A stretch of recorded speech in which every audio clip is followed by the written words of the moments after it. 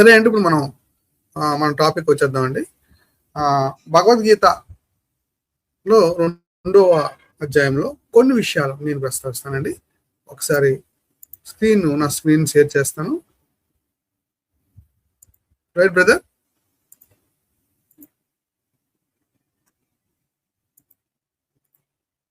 Okay sir, చేయండి. రెండవ అధ్యాయంలో రెండో అధ్యాయంలో ముఖ్యంగా నుంచి కృష్ణుడు మాట్లాడడం మొదలు పెడతాడండి. అంటే అర్జునుడు క్వశ్చన్స్ వేస్తాడు. మొదటి అధ్యాయము అలాగే రెండో అధ్యాయంలో కూడా కొన్ని శ్లోకాల వరకు ఆయన సంభాషణ ఉంటుంది, అర్జునుడి యొక్క సంభాషణ ఉంటుంది. ఇక కృష్ణుడి యొక్క సంభాషణ రెండో అధ్యాయంలో మొదలవుతుంది. ఏం మాట్లాడాడు కృష్ణుడు అనేది, ఆయన మాట్లాడిన ఇంపార్టెంట్ కొన్ని విషయాలు మాత్రమే నేను టచ్ చేస్తాను. రెండో అధ్యాయంలో 15 నుంచి మనం చదివితే ఇక్కడ ఆత్మకు సంబంధించిన విషయాన్ని ప్రస్తావిస్తాడు. ఈ ఆత్మ సంబంధించిన విషయాన్ని ప్రస్తావించినప్పుడు చెప్పండి. ఇక్కడ ముసునూరు అవినాష్ 1739. అపాలజెటిక్స్ అంటే బైబిల్ మీద సమాధానాలు చెప్పాలి, కానీ పక్క వాళ్ళ గ్రంథంలో తప్పులు ఉన్నాయని డొంక తిరుగుడు మాటలు చెప్పకూడదు. ముసునూరు అవినాష్ గారు, నేను ఒక విషయం చెప్తున్నాను వినండి. అపాలజెటిక్స్ అంటే బైబిల్లో నుంచి సమాధానాలు మేము చెప్తాం, తప్పకుండా చెప్తాం. ఎందుకంటే బైబిల్లో నుంచి ప్రశ్నలు వేస్తున్నారు కాబట్టి, పని పాట లేని చెత్త వెధవలు ప్రశ్నలు వేస్తున్నారు కాబట్టి. ఎందుకంటే వాళ్ళకి పని పాట లేదు కదా.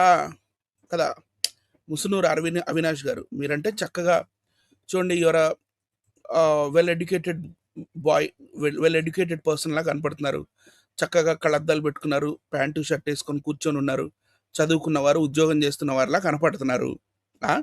మీకంటే పని పాట ఉంది కాబట్టి మీరు అడగరు మీరు ప్రశ్నలు బైబిల్ మీద.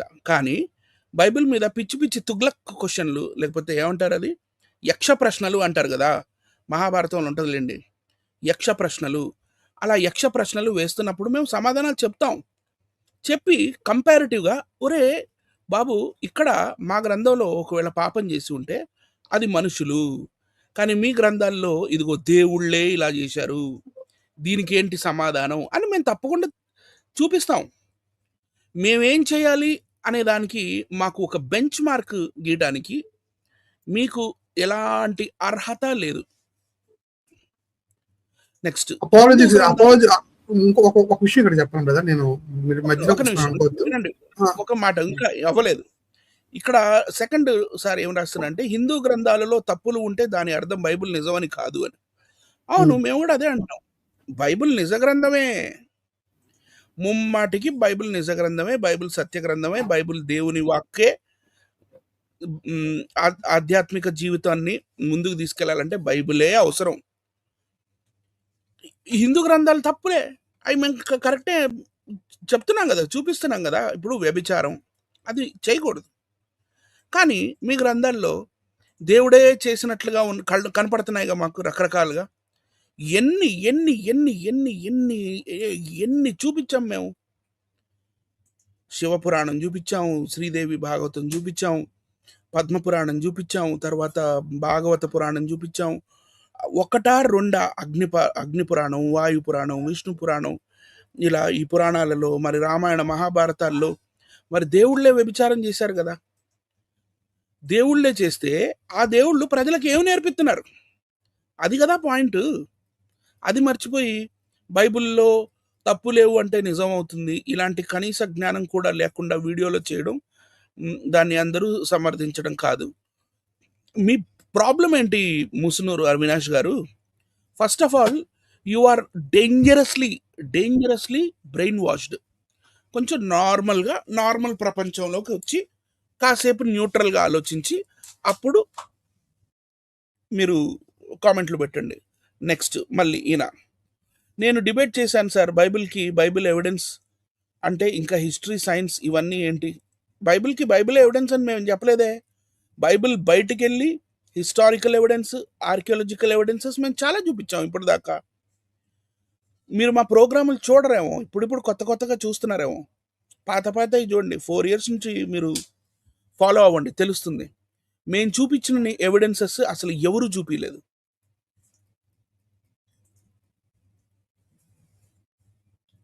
నెక్స్ట్. ఓకే, నేను తీసేస్తున్నాను. రైట్.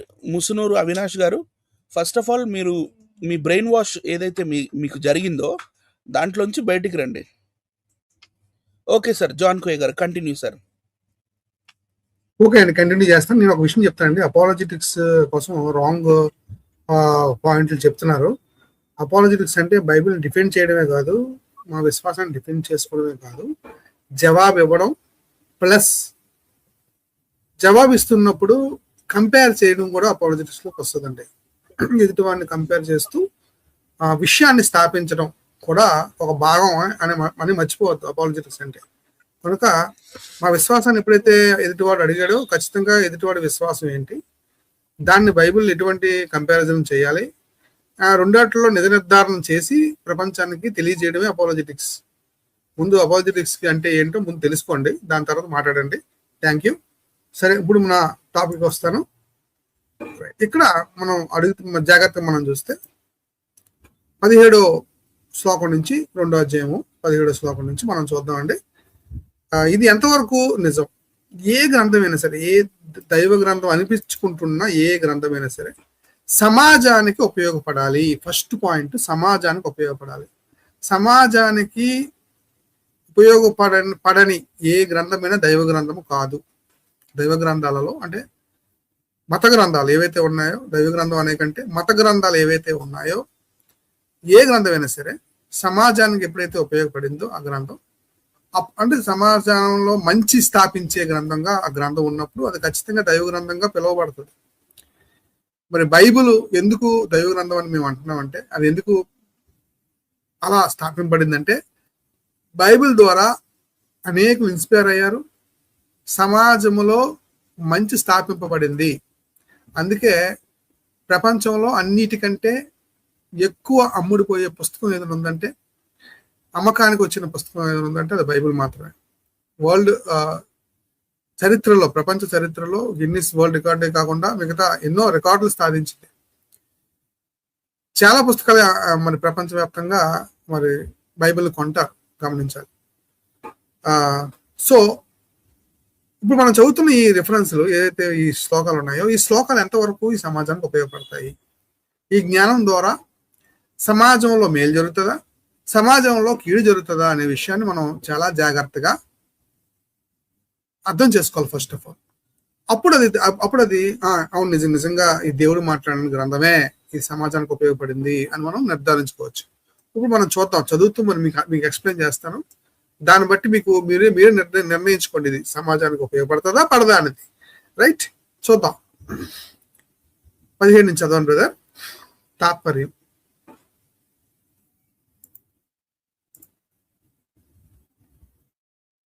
అనిల్ గారు, hello. Okay sir, full screen చేస్తాను. రైట్.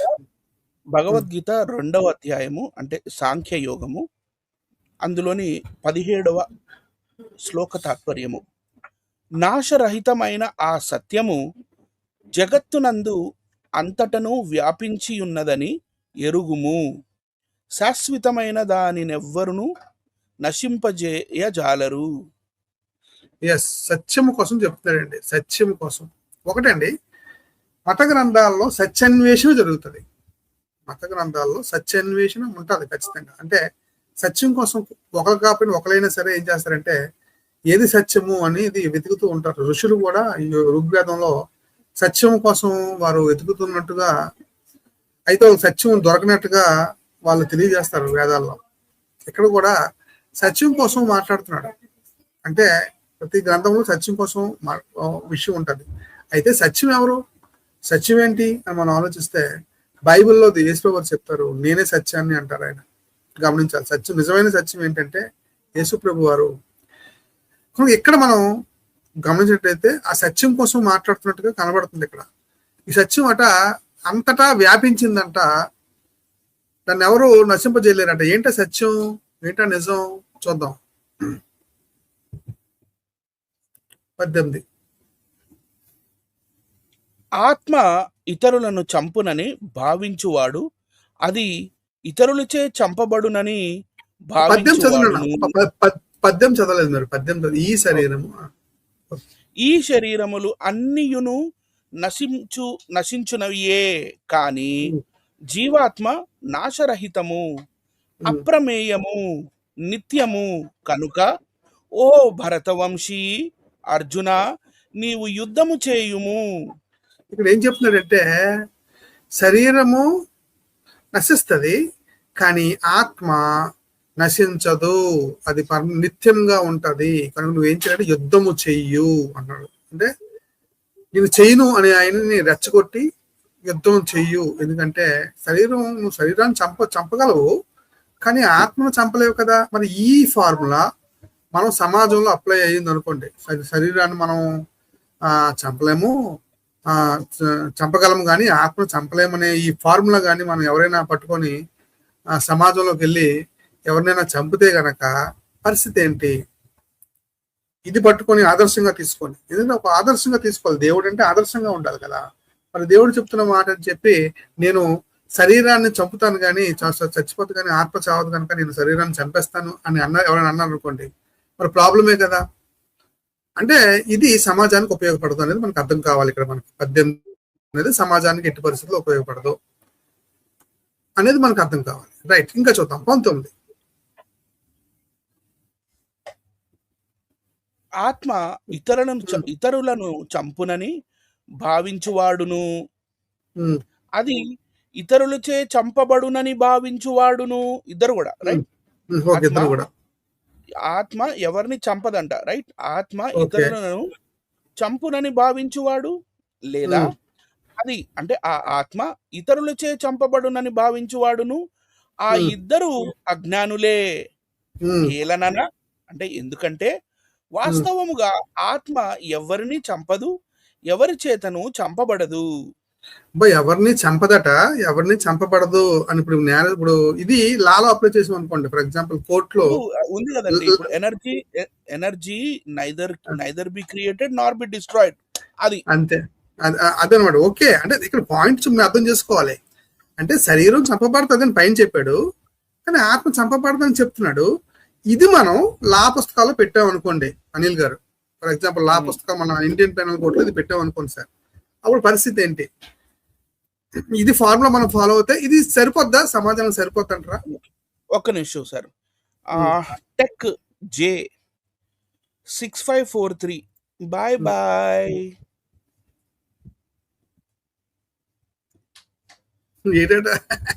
ఏమంటాడు? ఎవరో చిన్న పిల్లోడు సార్. Okay, right right. ఇది సమాజం సరిపోతుంటారు. లాల పెట్టొచ్చు ఇలాంటిది. చూద్దాం, ముందుకు చూద్దాం. ఇప్పుడే మనం ఒక కన్క్లూజన్ కి రావద్దు. ఇప్పుడు ఒక నెరేటివ్. ఇప్పుడు అక్కడ అర్జునుడు ఎంతగానో బాధపడుతూ యుద్ధం చేయను అని తన విల్లును తన అమ్ముల పొదిని పక్కన పెట్టి బాధపడుతున్నప్పుడు ఇప్పుడిప్పుడే కదా స్టార్ట్ చేసింది నరేషన్. ముందు అప్పుడు మనం కన్క్లూజన్ వద్దాం సార్. సరే నెక్స్ట్ 20 చూద్దాం. ఈ ఆత్మ ఏ కాలమునందును పుట్టదు గిట్టదు, పుట్టి ఉండునది కాదు. ఇది భావ వికారములు లేనిది. అంటే ఏం లేదు దీనికి. ఉత్పత్తి, అస్తిత్వము, వృద్ధి, విపరిణామము, అపక్షయము, వినాశము అను 6 భావ వికారములు. ఇది ఇట్లాంటి భావ వికారములు ఆత్మకి లేదంట. ఇది జన్మ లేనిది, నిత్యము, శాశ్వతము, పురాతనము. శరీరము చంపబడినను ఇది చావదు. శరీరం చంపబడినా ఆత్మ చావదు అని చాలా క్లియర్ గా. ఏ కాలం పుట్టదు, అసలు పుట్టదు గిట్టదు. అంటే మొత్తానికి ఈ ఆత్మకి చావు లేదు, శరీరానికి చావు ఉందని నిర్ధారించుకొని వెళ్తాడండి. ఇంకా ముందుకెళ్దాం. ఇంకా చాలా ఉంది సార్. సరే ఓకే. దీని నరేషన్ చాలా ఉందిగా. Right right right. ఓకే. ఓ పార్థా, ఉమ్, ఈ ఆత్మ ఉమ్, నాశరహితము, ఉమ్, నిత్యము అనియు, జనన ఉమ్, మరణములు జననం జనన మరణములు లేదనియు, ఉమ్, మార్పు లేదనియు తెలిసి కొనిన పురుషుడు ఎవరిని ఎట్లు చంపును? ఎవరిని ఎట్ ఎవరిని ఎట్లు చంపును? ఉమ్. నెక్స్ట్ అండి. ఎస్. పురుషుడు ఎవరు చంపరు, ఎవరిని రైట్. 22. 22. మానవుడు జీర్ణ వస్త్రములను జీర్ణ వస్త్రములను త్యజించి నూతన వస్త్రములను ఉమ్, ధరించినట్లు, ఇక్కడ చాలా జాగ్రత్తగా వినాలి ప్రజలందరూ కూడా, ఓకే. వీక్షకులందరూ కూడా. మానవుడు ఎందుకు చెప్తున్నాడు అంటే శరీరం చచ్చిపోయిద్ది, ఉమ్, ఆత్మ చనిపోదు అని ఇప్పటిదాకా చెప్పారు. ఆత్మకి పుట్టుక లేదు, ఆత్మ ఆ, శాశ్వతమైనది, ఆత్మని ఎవరు నాశనం చేయలేరు, వగర వగర వగర ఇవన్నీ చెప్తూ ఇప్పుడు పాయింట్లోకి వద్దాం మెల్లిగా. ఉమ్, మానవుడు జీర్ణ వస్త్రములను త్యజించి నూతన వస్త్రములను ధరించినట్లు జీవాత్మ ప్రాత శరీరములను వీడి నూతన శరీరములను పొందును. ఉమ్. ఈ అవును. అంటే ఆత్మను ఉమ్, శరీరం అంటే ఆత్మ ఇక్కడ ఏంటంటే శరీరం విడిచి కొత్త వస్తువులు ఎలాగైతే ధరించుకుంటారో అలా ధరించుకుంటారు అన్నట్టుగా మాట్లాడుతున్నాడు అనమాట. అంటే అంటే దీన్ని బట్టి మనం ఏం అర్థం చేసుకోవచ్చు అంటే ఆ మనిషి రకరకాల శరీరాలు దాల్చుకుంటాడు అంటే జంతువుల రూపంలోనో, ఈగ రూపంలోనో, పురుగుల రూపంలోనో తర్వాత జన్మలో పుట్టొచ్చు అనే కాన్సెప్ట్ కూడా ఇక్కడ కనబడుతుందండి. రాన్ సార్, మీ పక్కన ఏదో డిస్టర్బెన్స్ వస్తుంది, కొంచెం చెప్పండి. Okay okay okay.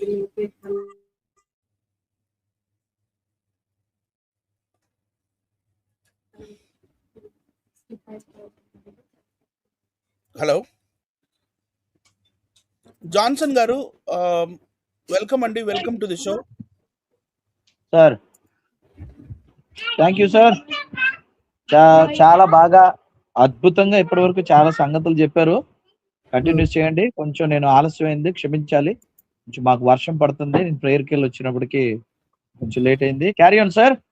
నా అవసరం ఉన్నప్పుడు పిలండి, ఖచ్చితంగా వాటిని మీకు చెప్పడానికి నాకేం అవకాశం వస్తే నేను చెప్తాను.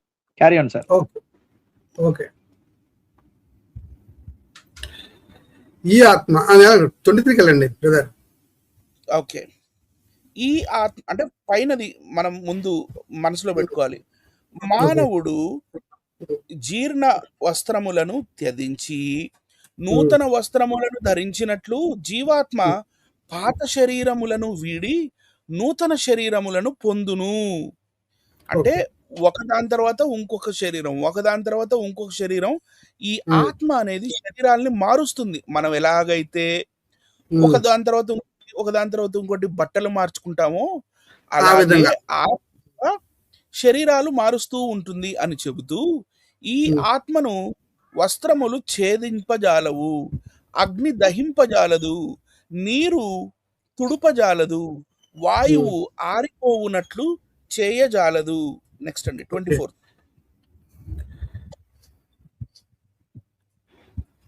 ఈ ఆత్మ ఛేదించుటకును, దహించుటకును, తడుపుటకును, శోషింపజేయుటకును సాధ్యము కానిది.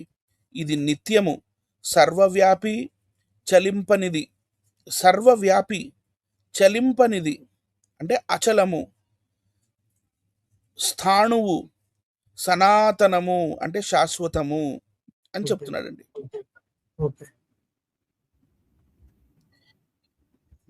సాంఖ్యయోగంలోని 25వ శ్లోక తాత్పర్యంలోకి వెళ్తే, ఈ ఆత్మ అవ్యక్తమైనది అంటే ఇంద్రియ గోచరములు గానిది, అచింత్యము మనస్సునకు అందనిది అంటే మన ఆలోచనలకి అందనిదంట, వికారములు లేనిది. దీనిని గూర్చి ఇట్లు తెలుసుకొనుము కనుక ఓ అర్జున, నీవు దీనికై శోకింప తగదు.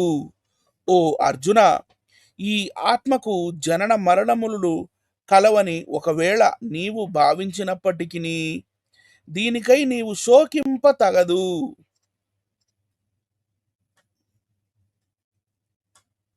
Next చూచండి sir. 27 ఏలననా ఎందుకంటే పుట్టిన వానికి మరణము తప్పదు. అదే అందరం వింటుంటాం. పుట్టిన వాడికి మరణం తప్పదు. పుట్టినవాడు గిట్టక తప్పదు. గిట్టినవాడు మళ్ళీ పుట్టక తప్పదు అని వింటాం గదా! అదే అదే ఇది. ఏలననా పుట్టిన వారికి మరణము తప్పదు. మరణించిన వానికి పునర్జన్మ తప్పదు. కనుక అపరిహార్యములైన ఈ విషయముల యందు నీవు శోకింపతగదు. Do not worry at all. You go and you kill them, and when they are killed, it is their body which is killed, but not their soul. Spirit, soul or spirit. అంతేగాని ఈ ఆత్మకి చావు లేదు. నువ్వు ఆత్మలను చంపట్లేదు, నువ్వు శరీరాల్ని మాత్రమే చంపుతున్నావు అనేది భావం అండి. రైట్. 26 ఓ అర్జున ఈ ఆత్మకు జనన మరణములు కలవని ఒకవేళ నీవు బాధించినప్పటికీ దీనికై నీవు శోకింపదగదు. ఏలనన పుట్టిన వానికి మరణము తప్పదు, మరణించిన వానికి పునర్జన్మ తప్పదు. కనుక అపరిహార్యములైన ఈ విషయముల యందు నీవు శోకింపతగదు. నెక్స్ట్ అండి. ఇక్కడ నెక్స్ట్ వెళ్ళే ముందు ఇక్కడ కొంచెం ఆపి కొంచెం వివరణ ఇద్దాం అనుకున్నాను బ్రదర్. చిన్న వివరణ ఏంటంటే, ఇప్పుడు చచ్చిపోయిన తర్వాత ఇంకో జన్మ ఎత్తారు కదండి. జన్మ ఎత్తిన తర్వాత ఒక నక్కగానో, కుక్కగానో, పందిగానో, లేదంటే దోమగానో, ఏగగానో పడతారండి. ఓకేనా? ఎందుకంటే ఇందాక డ్రెస్ మార్చుకున్నట్టు ఆత్మ ఏం చేస్తుంది అంటే డ్రెస్ మార్చుకుంటుంది అని చెప్పాడు. ఖచ్చితంగా మరణించే వాడికి ఇంకో జన్మ ఉంటుంది అన్నాడు. ఆ జన్మ మన జన్మ కావచ్చు, పంది జన్మ కావచ్చు, కుక్క జన్మ కావచ్చు. అంటే మనుషులు అందరూ ఇలా జన్మలు ఎత్తితే జంతువులు ఎక్కువైపోవాలి, మనుషులు తక్కువైపోవాలి. యాక్చువల్లీ అవునా కాదా చెప్పండి? కానీ జంతు జాతులు అండి చాలా జాతులు అంతరించిపోతున్నాయని సైన్స్ చెప్తుందండి. బైబుల్ ఏం చెప్తుందో దీనికోసం ఒక మాట చెప్పించి మళ్ళీ మనం ముందుకు వెళ్ళిపోదాం అండి. అనిల్ గారు రైట్. ఒక్కసారి బైబుల్ ఓపెన్ చేస్తాను. చూడండి.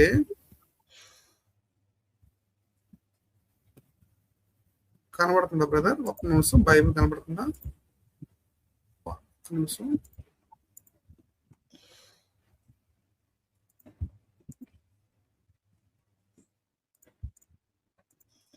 కనబడుతుందా బ్రదర్ బైబిల్? ఇప్పుడు చూడండి, ఇర్మియా గ్రంథం నేను చూపిస్తాను. చూడండి ఒక రిఫరెన్స్. ఇర్మియా గ్రంథము 12వ అధ్యాయము 4వ వచనం చూపిస్తానండి. 4వ వచనం చూడండి. భూమి ఎన్నాళ్ళు దుఃఖింపవలెను, దేశమంతటిలోని గడ్డి ఎన్నాళ్ళు ఎండిపోవలెను. అతడు మన అంతము చూడడని దుష్టులు చెప్పుకొనుచుండగా దేశములో నివసించు వారి చెడుతనము వలన జంతువులను పక్షులను సమసిపోవుచున్నవి. జంతువులను పక్షులను సమసిపోవుచున్నవి అంటే అంతరించిపోతున్నాయి అంటుంది బైబిల్. ఇలాంటి రెఫరెన్స్లు చాలా ఉన్నాయండి. చేపలు సమసిపోతున్నవి, అంతరించిపోతున్నాయి అని బైబిల్ చాలా క్లియర్ గా చెప్తుంది. అంటే జంతు జాతి, పక్షి జాతి, ఇంకేదైతే పురుగులు ఉన్నాయో చాలా జంతువులు అంతరించిపోయాయి, జాతులు అంతరించిపోతున్నాయి అని సైన్స్ చెప్తుంది. మరి పుట్టినవాడు ప్రతివాడు మరి వేరే జన్మ ఎత్తినప్పుడు కుక్కగానో ఇలాగ జంతువులు జన్మలు ఎత్తారని చెప్తున్నప్పుడు జంతువులు ఎక్కువైపోయి కానీ జంతువులు తక్కువైపోతున్నాయి అంటే ఇవి సమస్యపోతున్నాయి అని మనం అర్థం చేసుకుంటే మరి ఇక్కడ భగవద్గీత ఏమవుతుందంటే తప్పు అవుతుందండి. అంటే మనిషికి ఒకటే జన్మ ఉందని మనకు క్లియర్ అయిపోతుంది. మనిషికి ఒకటే జన్మ ఉంది అని చాలా క్లియర్గా అయిపోతుంది. ఒకటే జన్మ అంటే ఈ జన్మలో మనం పుట్టాం, చనిపోతాం, మళ్ళీ పుట్టాము అనే సంగతి అర్థమైపోతుంది. ఇది సినిమా మాత్రమే, మోగ మనసుల సినిమా, లేదంటే ఏదో రామ్ చరణ్ గారి సినిమా ఒకటి వచ్చింది, మగధీరా సినిమా. ఇలాంటి సినిమాలు మళ్ళీ ఇంకో జన్మలో పుడతారు, చచ్చిపోయిన తర్వాత మళ్ళీ పుడతారు అనే కాన్సెప్ట్ ఏదైతే ఉందో ఇది తప్పుడు సిద్ధాంతం అనేది చాలా క్లియర్ గా మనుషుల్ని మాయ చేయడానికి, మనుషుల్ని మోసం చేయడానికి మాత్రమే ఎలాంటి సిద్ధాంతాలని పుట్టించారు అనేది చాలా క్లియర్ గా కనబడుతుంది. మరి ఎక్కడ కూడా మరి మనిషి ఇంకోసారి జన్మిస్తాడు అనే ప్రూఫ్ ఈ ప్రపంచంలో ఎక్కడ లేదు, ఉండబోదు అనేది మనం ఫస్ట్ ఆఫ్ ఆల్ గమనించాలండి. కనుక జంతు జాతి సమసిపోతుంది అని బైబిల్ చాలా క్లియర్ గా చెప్తుంది. చాలా సందర్భాల్లో, ఒక సందర్భంలో కాదు, ఇర్మియాలో మరో చోట కూడా ఉంది. అలాగే ప్రవక్తల గ్రంథాల్లో కూడా మీరు చూడండి, బైబిల్లో జంతు జాతి చాలా క్లియర్ గా అంతరించిపోతుందని బైబిల్ చెప్తుంది. కానీ ఇక్కడ డ్రెస్ మార్చినట్లు మళ్ళీ మళ్ళీ మళ్ళీ మనం భగవద్గీతకి వెళ్దాం. ఒకసారి భగవద్గీతకి వెళ్దాం మళ్ళీ ఒకసారి. రైట్,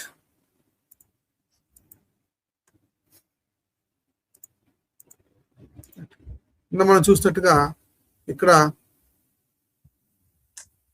చూసినట్టుగా చూడండి, ఇక్కడ 22 శ్లోకం చూసినట్టుగా మనకి ఏం కనబడుతుందండి? మానవుడు నూతన వస్త్రము ధరించినట్లు జీవాత్మ పాత శరీరం విడి నూతన శరీరమును పొందును అన్నాడు. చూసారండి, గమనించండి, నూతన శరీరాన్ని పొందుతాడు. అది జంతువు కావచ్చు, మనిషిగా కావచ్చు, పురుగుగా కావచ్చు, ఎగిరే పక్షిగా కావచ్చు, ఎలాగైనా కావచ్చు. ఇలాగ పుడితే గనక, ఇదే నిజమైతే గనక జంతు జాతి చాలా ఎక్కువగా ఉండాలి, చాలా ఎక్కువగా ఉండాలి. కానీ అవి అంతరించిపోతున్నాయని సైన్స్ చెప్తుంది. మనం దీన్ని బట్టి మనం ఏం అర్థం చేసుకోవచ్చు అంటే, అసలు వేరే జన్మ అనేది లేదు. క్రాస్, అది పెద్ద అబద్ధం. అది జనాలు మాయ చేయడానికి మాత్రమే ఉన్నాయి. ఇవి సినిమాలకు మాత్రమే పరిమితం తప్ప నిజ జీవితంలో అది సూట్ కాదు అనేది మనకు అర్థమవుతుందండి. ఇది నా భావన. పైగా ఇది లాలో పెడితే మాత్రం అట్టి పరిస్థితిలో ఇది చెల్లదండి. మరి ఆత్మకి చావు లేదు కనుక, శరీరానికి మాత్రమే చావు ఉంది కనుక, మనం చంపినంత మాత్రాన చంపేవాడు ఎవరు, చచ్చేవాడు ఎవరు అన్నట్టుగా మనకు కనబడుతుంది. మరి అది కూడా, ఆ తీరు కూడా తప్పుగా కనబడుతుంది. అది వాడితే గనక, మానవ సమాజంలో అది వాడితే గనక చాలా అనర్థాలకి త్రావు తీస్తుంది కనుక ఇది చెల్లదు అనేది మనకు చాలా క్లియర్ గా అర్థమవుతుంది. మీరు ఇంకేమని చెప్పాలనుకుంటున్నారా? నెక్స్ట్కి వెళ్ళిపోతాను. అదే నాకు ఒక డౌట్ ఉందండి. ఇప్పుడు చెప్పండి. ఇప్పుడు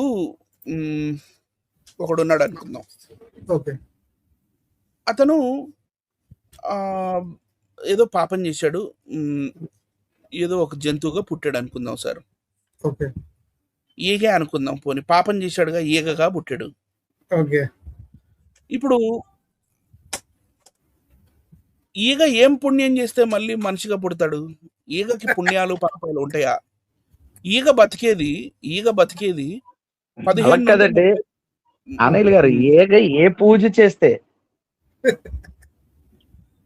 కాఫీ తాగుతుంది తప్ప ఇంకేం చేయదు. ఏ పూజ చేస్తే నేను సరే, ఏది మాట్లాడినా మనం ప్రూఫ్లతో మాట్లాడాలంటారు కదా. సరే, ఇదిగోండి స్క్రీన్ మీదకి నేను పెట్టే మాట్లాడతాను చూడండి. ఇదిగోండి, ఒక్క నిమిషం ఉండండి. Screen share.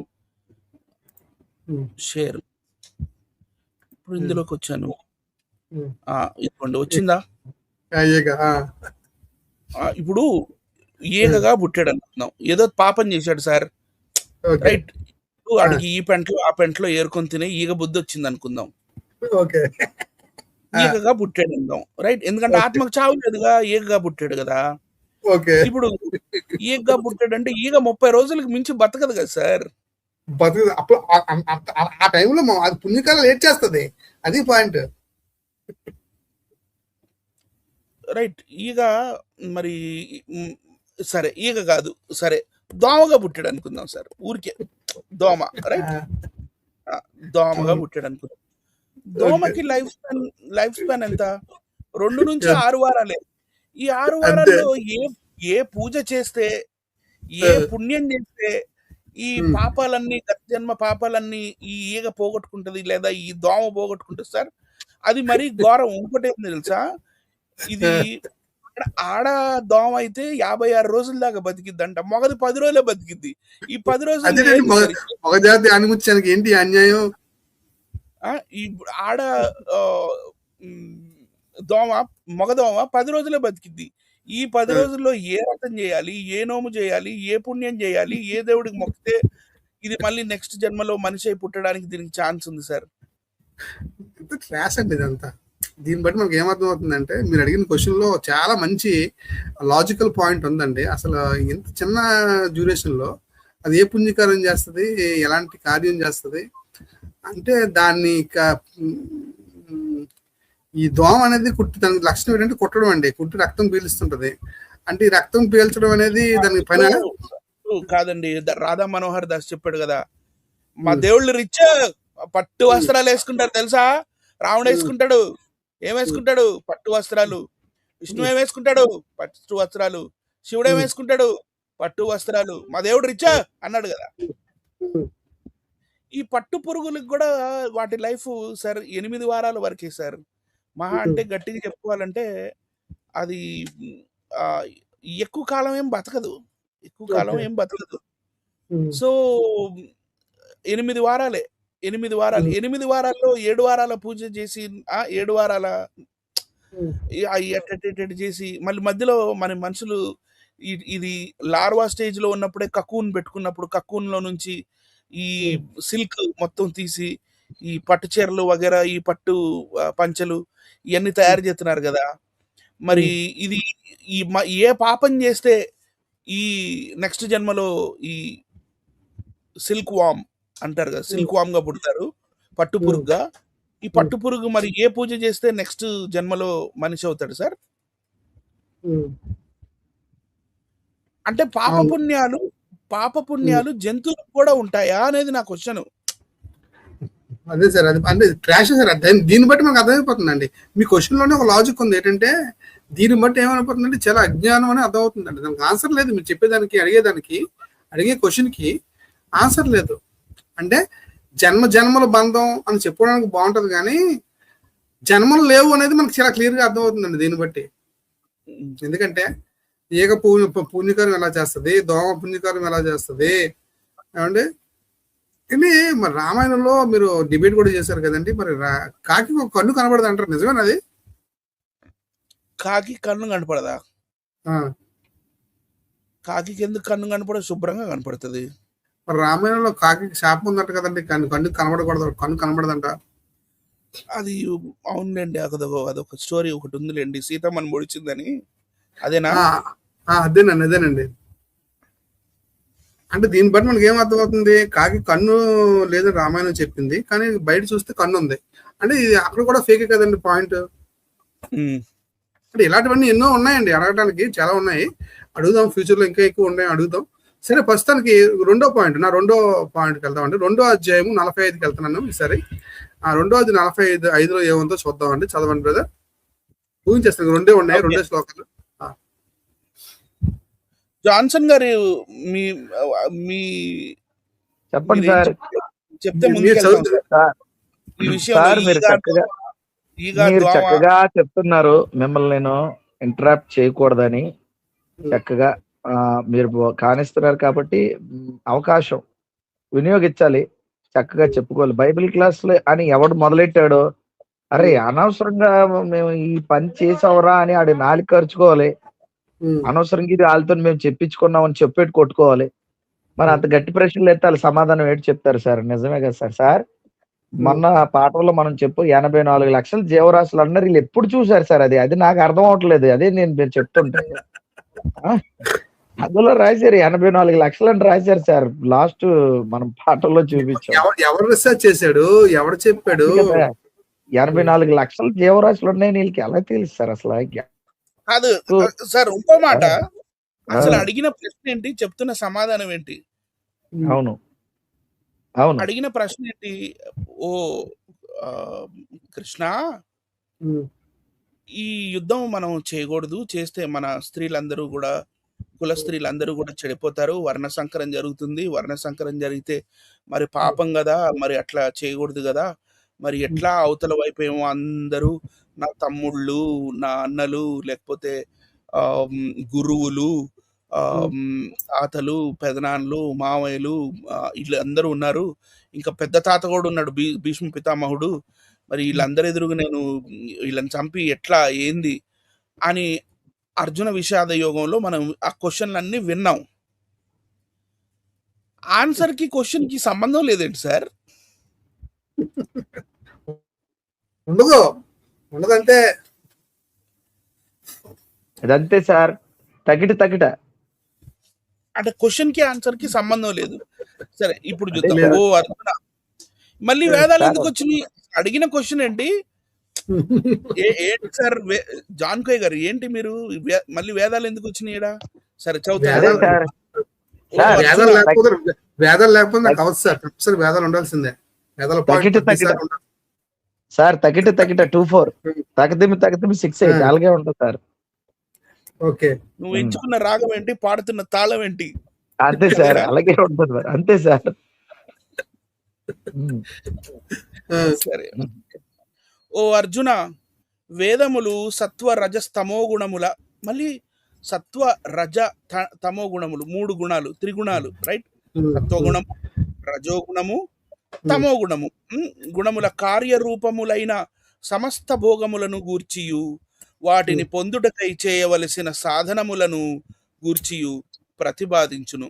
నీవు ఆ భోగముల ఎడలను వాటి సాధనల యందును ఆసక్తిని త్యజింపుము. వద్దన్నాడు, ఈ వేదాలు వద్దంటున్నాడు. వేదాలు వద్దు, అవి సత్వ రజ ఆ గుణాలు తెలుపుతుంది, అది మంచిది కాదు వేదాలు అంటున్నాడండి. ఎందుకు? వేదాల్లో కృష్ణుడు అనే పేరు లేదనా? లేదని, లేదు కదా, అందుకోసం. అంటే అక్కడ కృష్ణుడు అనే పేరు ఒకటి ఉంటదండి. అంటే ఆర్యులు వచ్చే కృష్ణుడు చెప్పారు. అది సార్, అది అసురుడు అండి. కృష్ణాసురుడు వేరు. కృష్ణాసురుడు, ఎస్ ఎస్.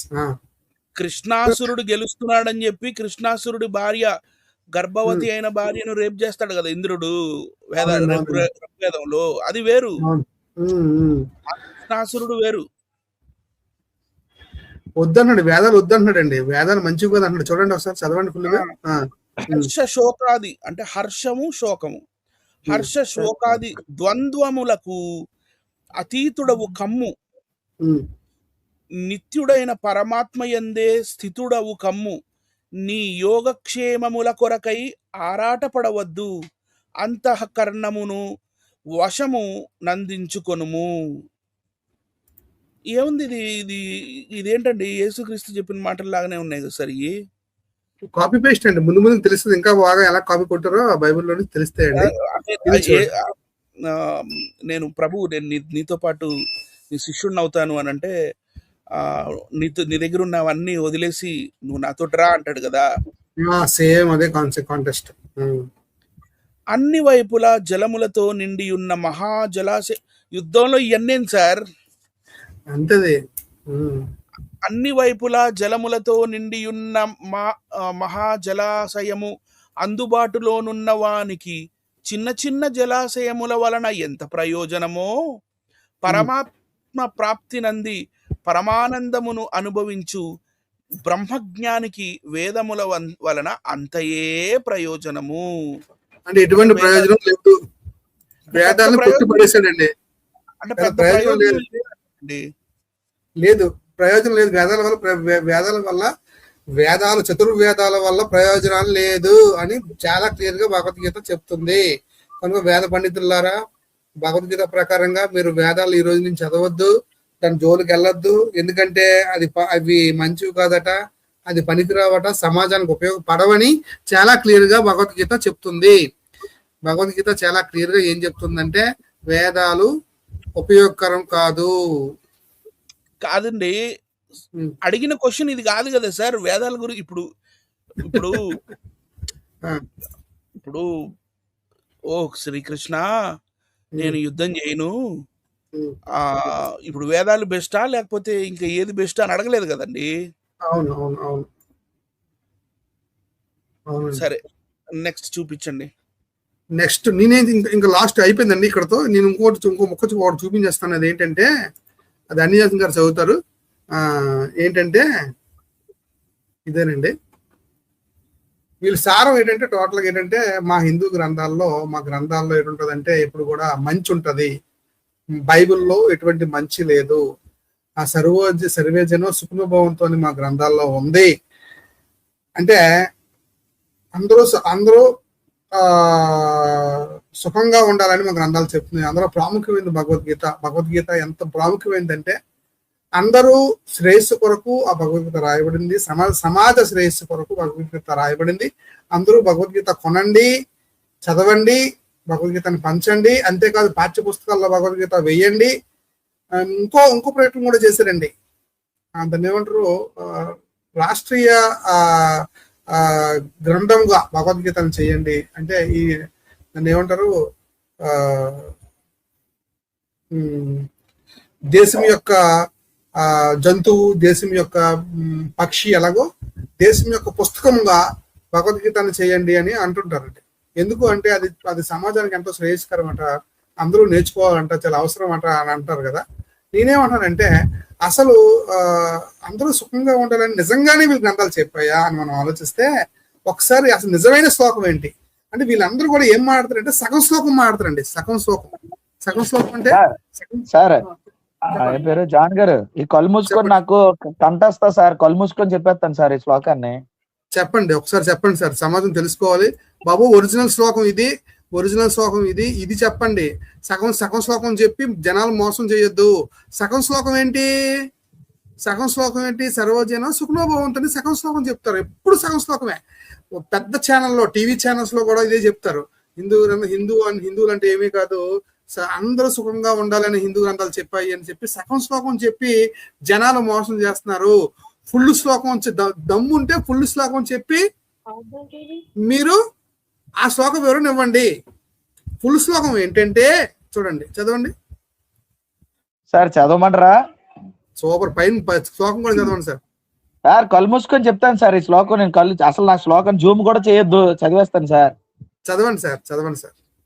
గో బ్రాహ్మణేభ్యః శుభమస్తు నిత్యం లోకా సమస్త సుఖినో భవంతు.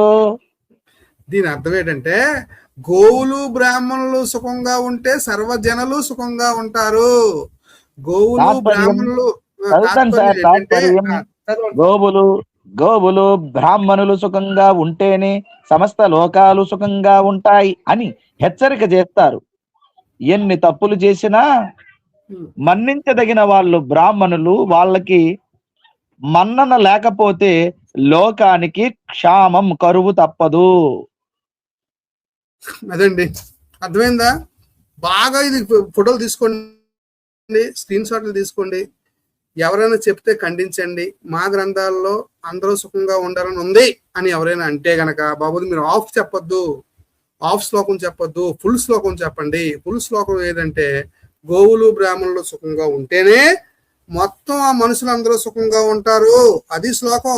అది చెప్పకుండా ప్రతివాడు, ఒక కరుణాకర్ కావచ్చు, ఒక లలిత్ కుమార్ కావచ్చు, ఒక భాస్కర్ రాజు గారు కావచ్చు, ఇంకెవరెవరైతే ఉన్నారో వీళ్ళందరూ, అంతేకాకుండా ఈ టీవీ ఛానల్స్ లో కొందరు వచ్చి సర్వే జన సుఖనో భవంతు, రాధా మనోహర్ దాస్ కావచ్చు, సర్వే జన సుఖనో భవంతు అన్న గ్రంథాలు ఏ రేంజ్ లో చెప్తాడు తెలుసా? సర్వే జన అంటాడు సార్. సర్వే అదే పట్టుకుంటాడు. పై రెండు వదిలేశాడు. గో బ్రాహ్మణ వదిలేశాడండి. గోవులు బ్రాహ్మణులు సుఖంగా ఉంటేనే మిగతా వాళ్ళు సుఖంగా ఉంటారని ఆ మాట వదిలేశాడండి. అంటే జనాల్ని ఎంత దారుణంగా మోసం చేస్తారంటే అంత దారుణంగా మోసం చేస్తారు. గమనించండి. అంటే ఇప్పుడు ఎందుకు ఇది పెట్టానంటేనండి, భగవద్గీత సమాజానికి ఎంతవరకు యూజ్ అవుతుంది అనేది పాయింట్ అండి. సమాజానికి ఎంతవరకు యూజ్ అవుతుంది, ఏ గ్రంథమైనా సరే సమాజానికి ఎంతవరకు యూజ్ అవుతుంది. నిన్ను వారిని పొరుగు వారిని ప్రేమించు, యూజ్ అవుతుంది. ఒక చెంప మీద కొడితే ఒక చెంప చూపించు, యూజ్ అవుతుంది. ఎదుటి వాడిని క్షమించు, యూజ్ అవుతుంది.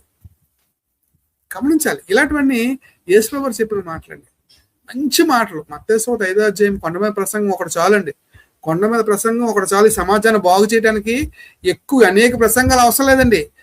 యేసు గారు చెప్పిన కొండ మీద ప్రసంగం ఒక్కటి చాలండి. ఈ ప్రపంచానికి ఎన్ని జాతులు అయితే మానవ జాతులు ఉన్నాయో, ఎన్ని తరతరాలకి ఉపయోగపడే మాటలు యేసు గారు చెప్పారండి. ఆయన నోటి నుంచి వెలువడే మాటలు చిన్న మాటలు, కొంచెం చిన్న మాటలు కదండి. తప్పు చేసిన వాడిని, స్త్రీని మోహం చూపుతో చూస్తే అక్కడే నువ్వు వ్యభిచారం చేస్తావని ఆ మాట, ఒక మాట మనిషి పాపం నుంచి ఎంతో దూరం చేస్తుంది. దేవుని భయాన్ని కలిగిస్తుంది.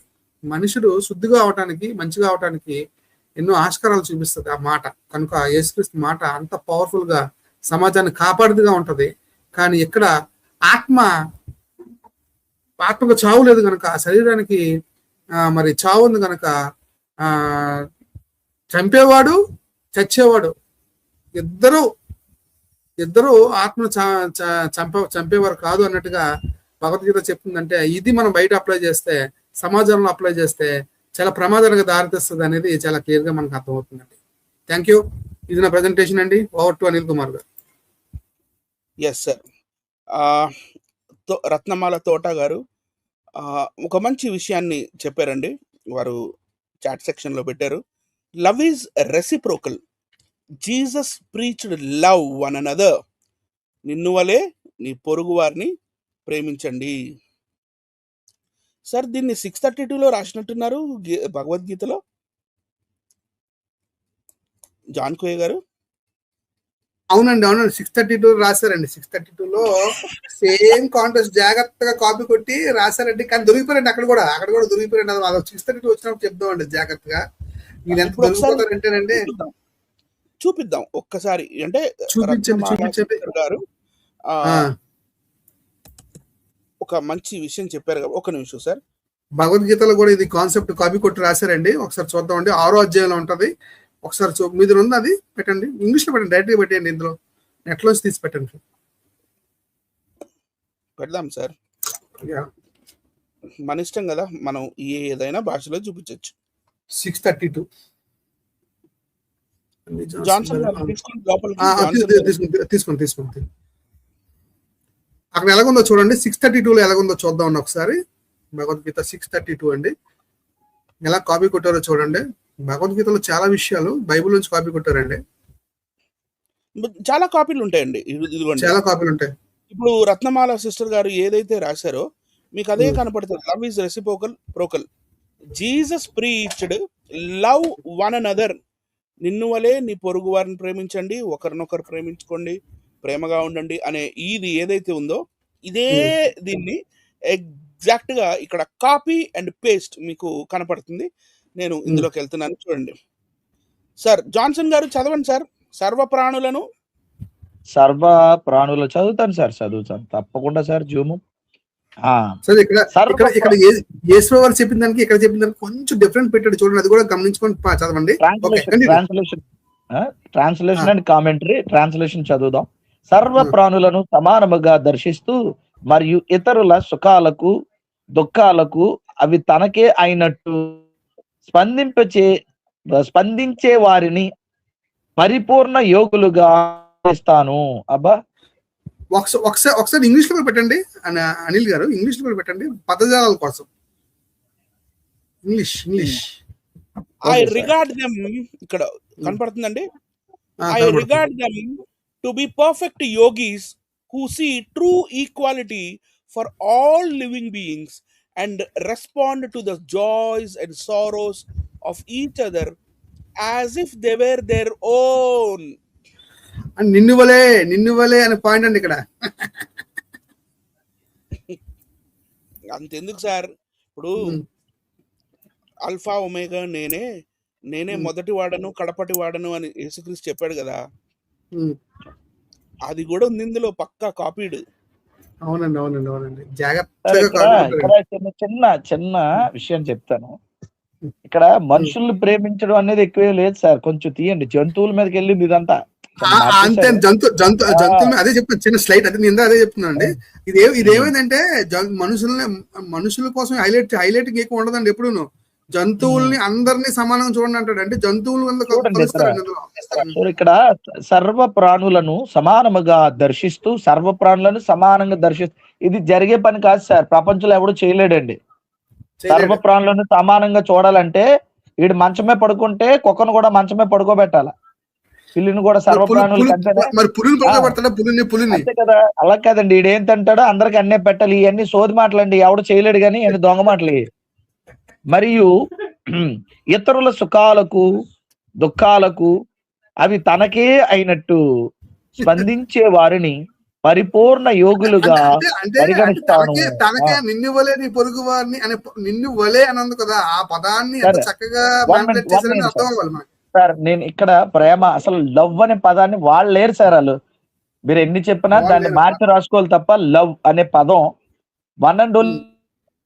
దాన్ని అల్టిమేట్ గా ఇంకోటి చెప్పలేరు సార్. అది సర్వప్రాణులను ఇక్కడ ఏముందంటే చూడండి, ప్రేమించే అని మాట లేదండి ఇక్కడ ఏమి.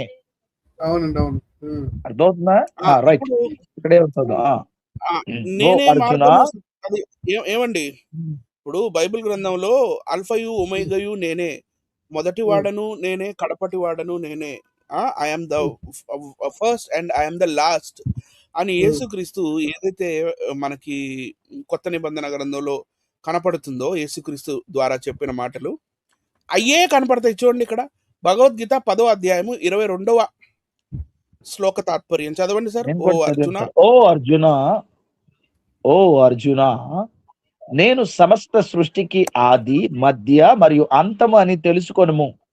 విద్యలలో నేను ఆధ్యాత్మిక విద్యని మరియు సంవాదములలో తర్కబద్ధ నిర్ణయమును నేనే. తర్కబద్ధ నిర్ణయం అంట సార్. Very good.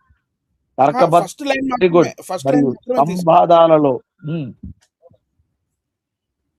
ఈ పాయింట్ గుర్తుపెట్టుకోండి. ఎప్పుడైనా తర్కించడానికి నిలబడతాదా అంటే నిలబడతానని ముందుకు వచ్చినప్పుడు నిలబడాలి కదా. ఎక్కడ నిలబడుతుంది? ఓ అర్జున, నేను సమస్త సృష్టికి ఆది మధ్య మరియు అంతమని తెలుసుకొనుము. అంతేనండి. ఇక్కడ ఆది అంతము అని ఉంది కానీ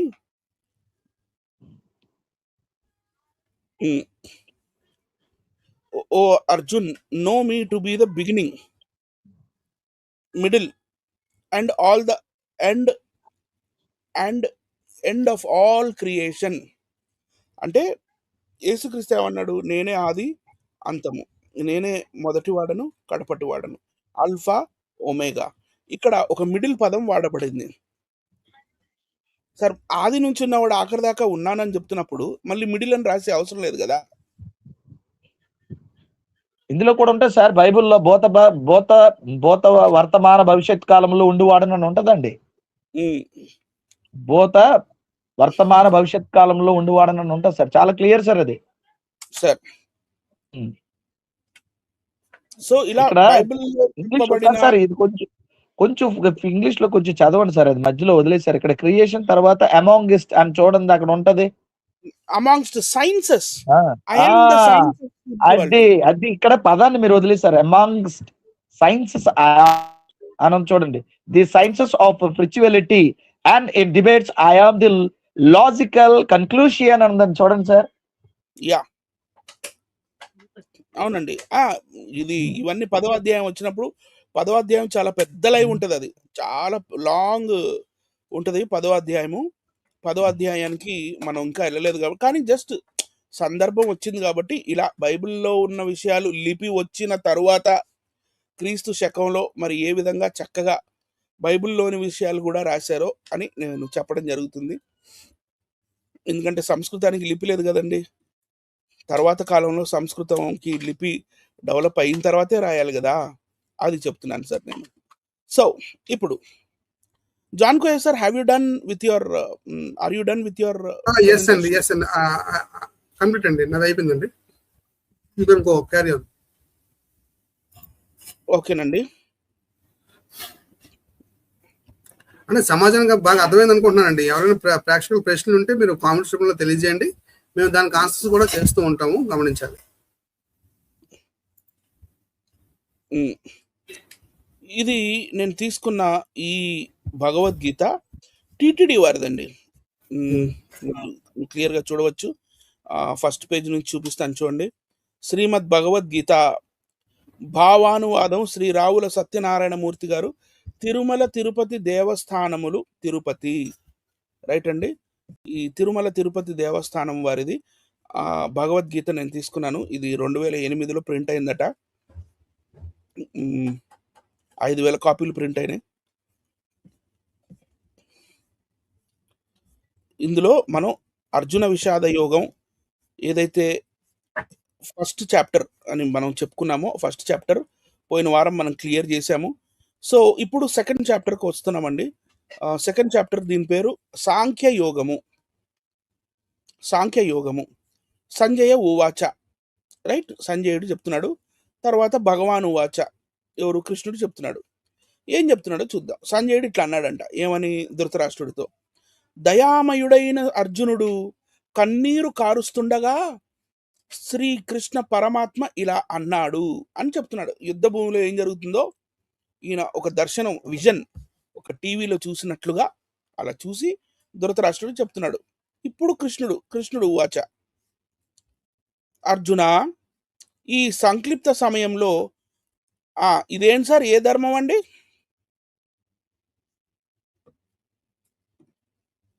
ఆర్య ధర్మం. అదేంటి? సూపర్ అండి.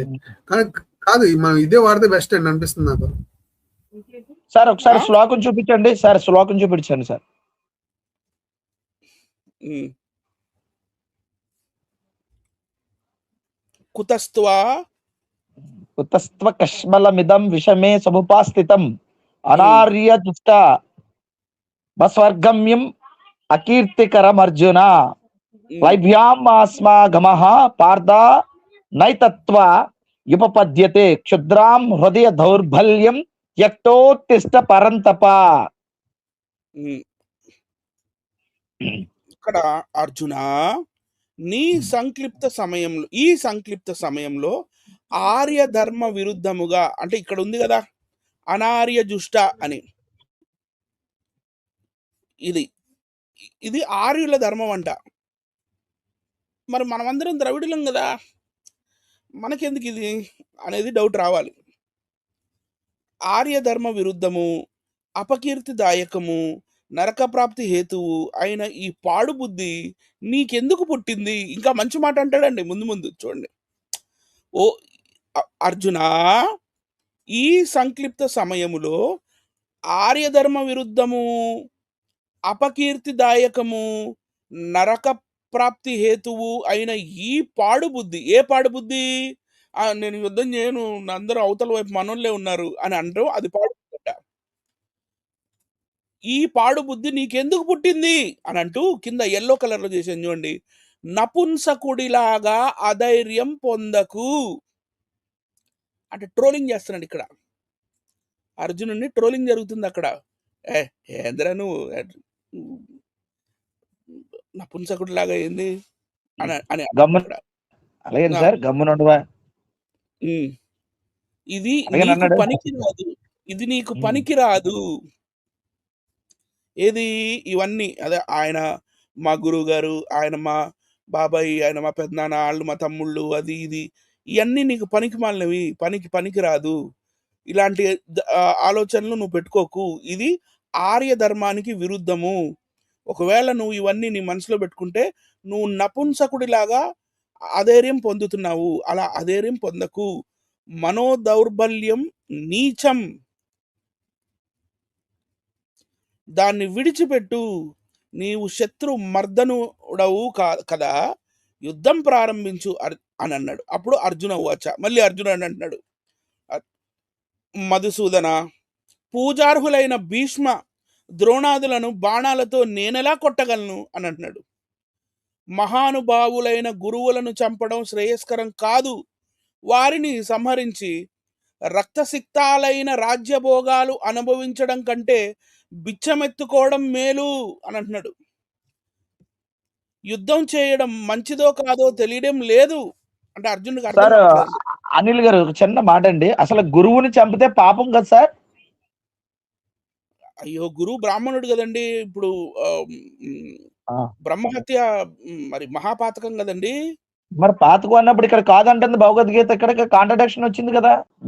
మరి బ్రాహ్మణుడు అక్కడ వచ్చినప్పుడు కూడదు కదా గురువు. జాగ్రత్త వినండి, నా పాయింట్ వినాలి మీరు. ఇక్కడ ఏమంటారు? గురుభ్యో నమః అంటారు కదా సార్. గురు బ్రహ్మ, గురు విష్ణు, గురుదేవో మహేశ్వర, గురు సాక్షాత్ పరబ్రహ్మ, శ్రీ గురవే నమః అని చెప్తూ, గురుభ్యో నమః అని చెప్తూ గురువు గొప్పోడు అన్నప్పుడు గురు హత్య మహాపాతకం కదా. మరి గురువుల్ని చంపమని కృష్ణుడు ఎలా చెప్తున్నాడు సార్? దీనికి వస్తుంది కదా. ఏం సార్ జాన్కోయ్ గారు ఏమంటారు దీనికి? జాన్ గారు ఫోన్ వచ్చేట్టుంది సార్. ఓకే చెప్పండి, మీరు చిన్న ఎక్స్ప్లెనేషన్ ఇవ్వండి సార్. మనం అలా చెప్పుకొని వెళ్ళిపోతుంది కాదు కానీ. గురు బ్రహ్మ, గురు విష్ణు, గురు దేవో మహేశ్వర, గురు సాక్షాత్ పరబ్రహ్మ, తస్మై శ్రీ గురవే నమః అని నేర్పిస్తారు కదండి చదువు చెప్పేటప్పుడు బిగినింగ్ లో. గురువు ఇక్కడ గురువుని వేసేయమంటున్నాడు. అదే అంటున్నాను. ఇప్పుడు ఇక్కడ విషయం ఏంటంటే, ఈ పాయింట్ మీరు అర్థం చేసుకోవాలి. ఆ క్వశ్చన్ ని, గురువుని చంపడం మహాపాతకం అయినప్పుడు అర్జునుడికి ఆ పాపం అంటుకుందా లేదా? చంపించిన కృష్ణుడికి అంటుకుందా లేదా? అలా అలా కదండి. అసలు గురువుని చంపమని. ఆ గురువుని ఎట్లా చంపుతారంటే, ఈ ధర్మరాజు పెద్దగా అరుస్తాడు. ఈ గురువు అశ్వత్థామ. భీష్ముడి కుమారుడు పేరు అశ్వత్థామ. అవును. అలాగే అశ్వత్థామ అని ఒక ఏనుగుకి కూడా పేరుంటదంట. ఏనుగుకి. భీష్ముడికి వినపడేటట్టుగా ఈ ధర్మరాజు అశ్వత్థామ హతః అని అడుస్తాడు. అశ్వత్థాముడు చచ్చిపోయాడు అని. అప్పుడు వెంటనే కుంజరహ అంటాడు తర్వాత. అయ్యో అప్పుడే అయ్యో నా కుమారుడు అశ్వత్థామ చనిపోయాడా అని గురువు గారు కొంచెం బాధపడి ఆ విల్లుని కొంచెం కిందకి ఎట్లా అనగానే పక్కకు తిరిగి ధర్మరాజు కుంజరహ అంటాడు అనమాట. అంటే ఏనుగు. కుంజర అంటే ఏనుగు. ఎస్.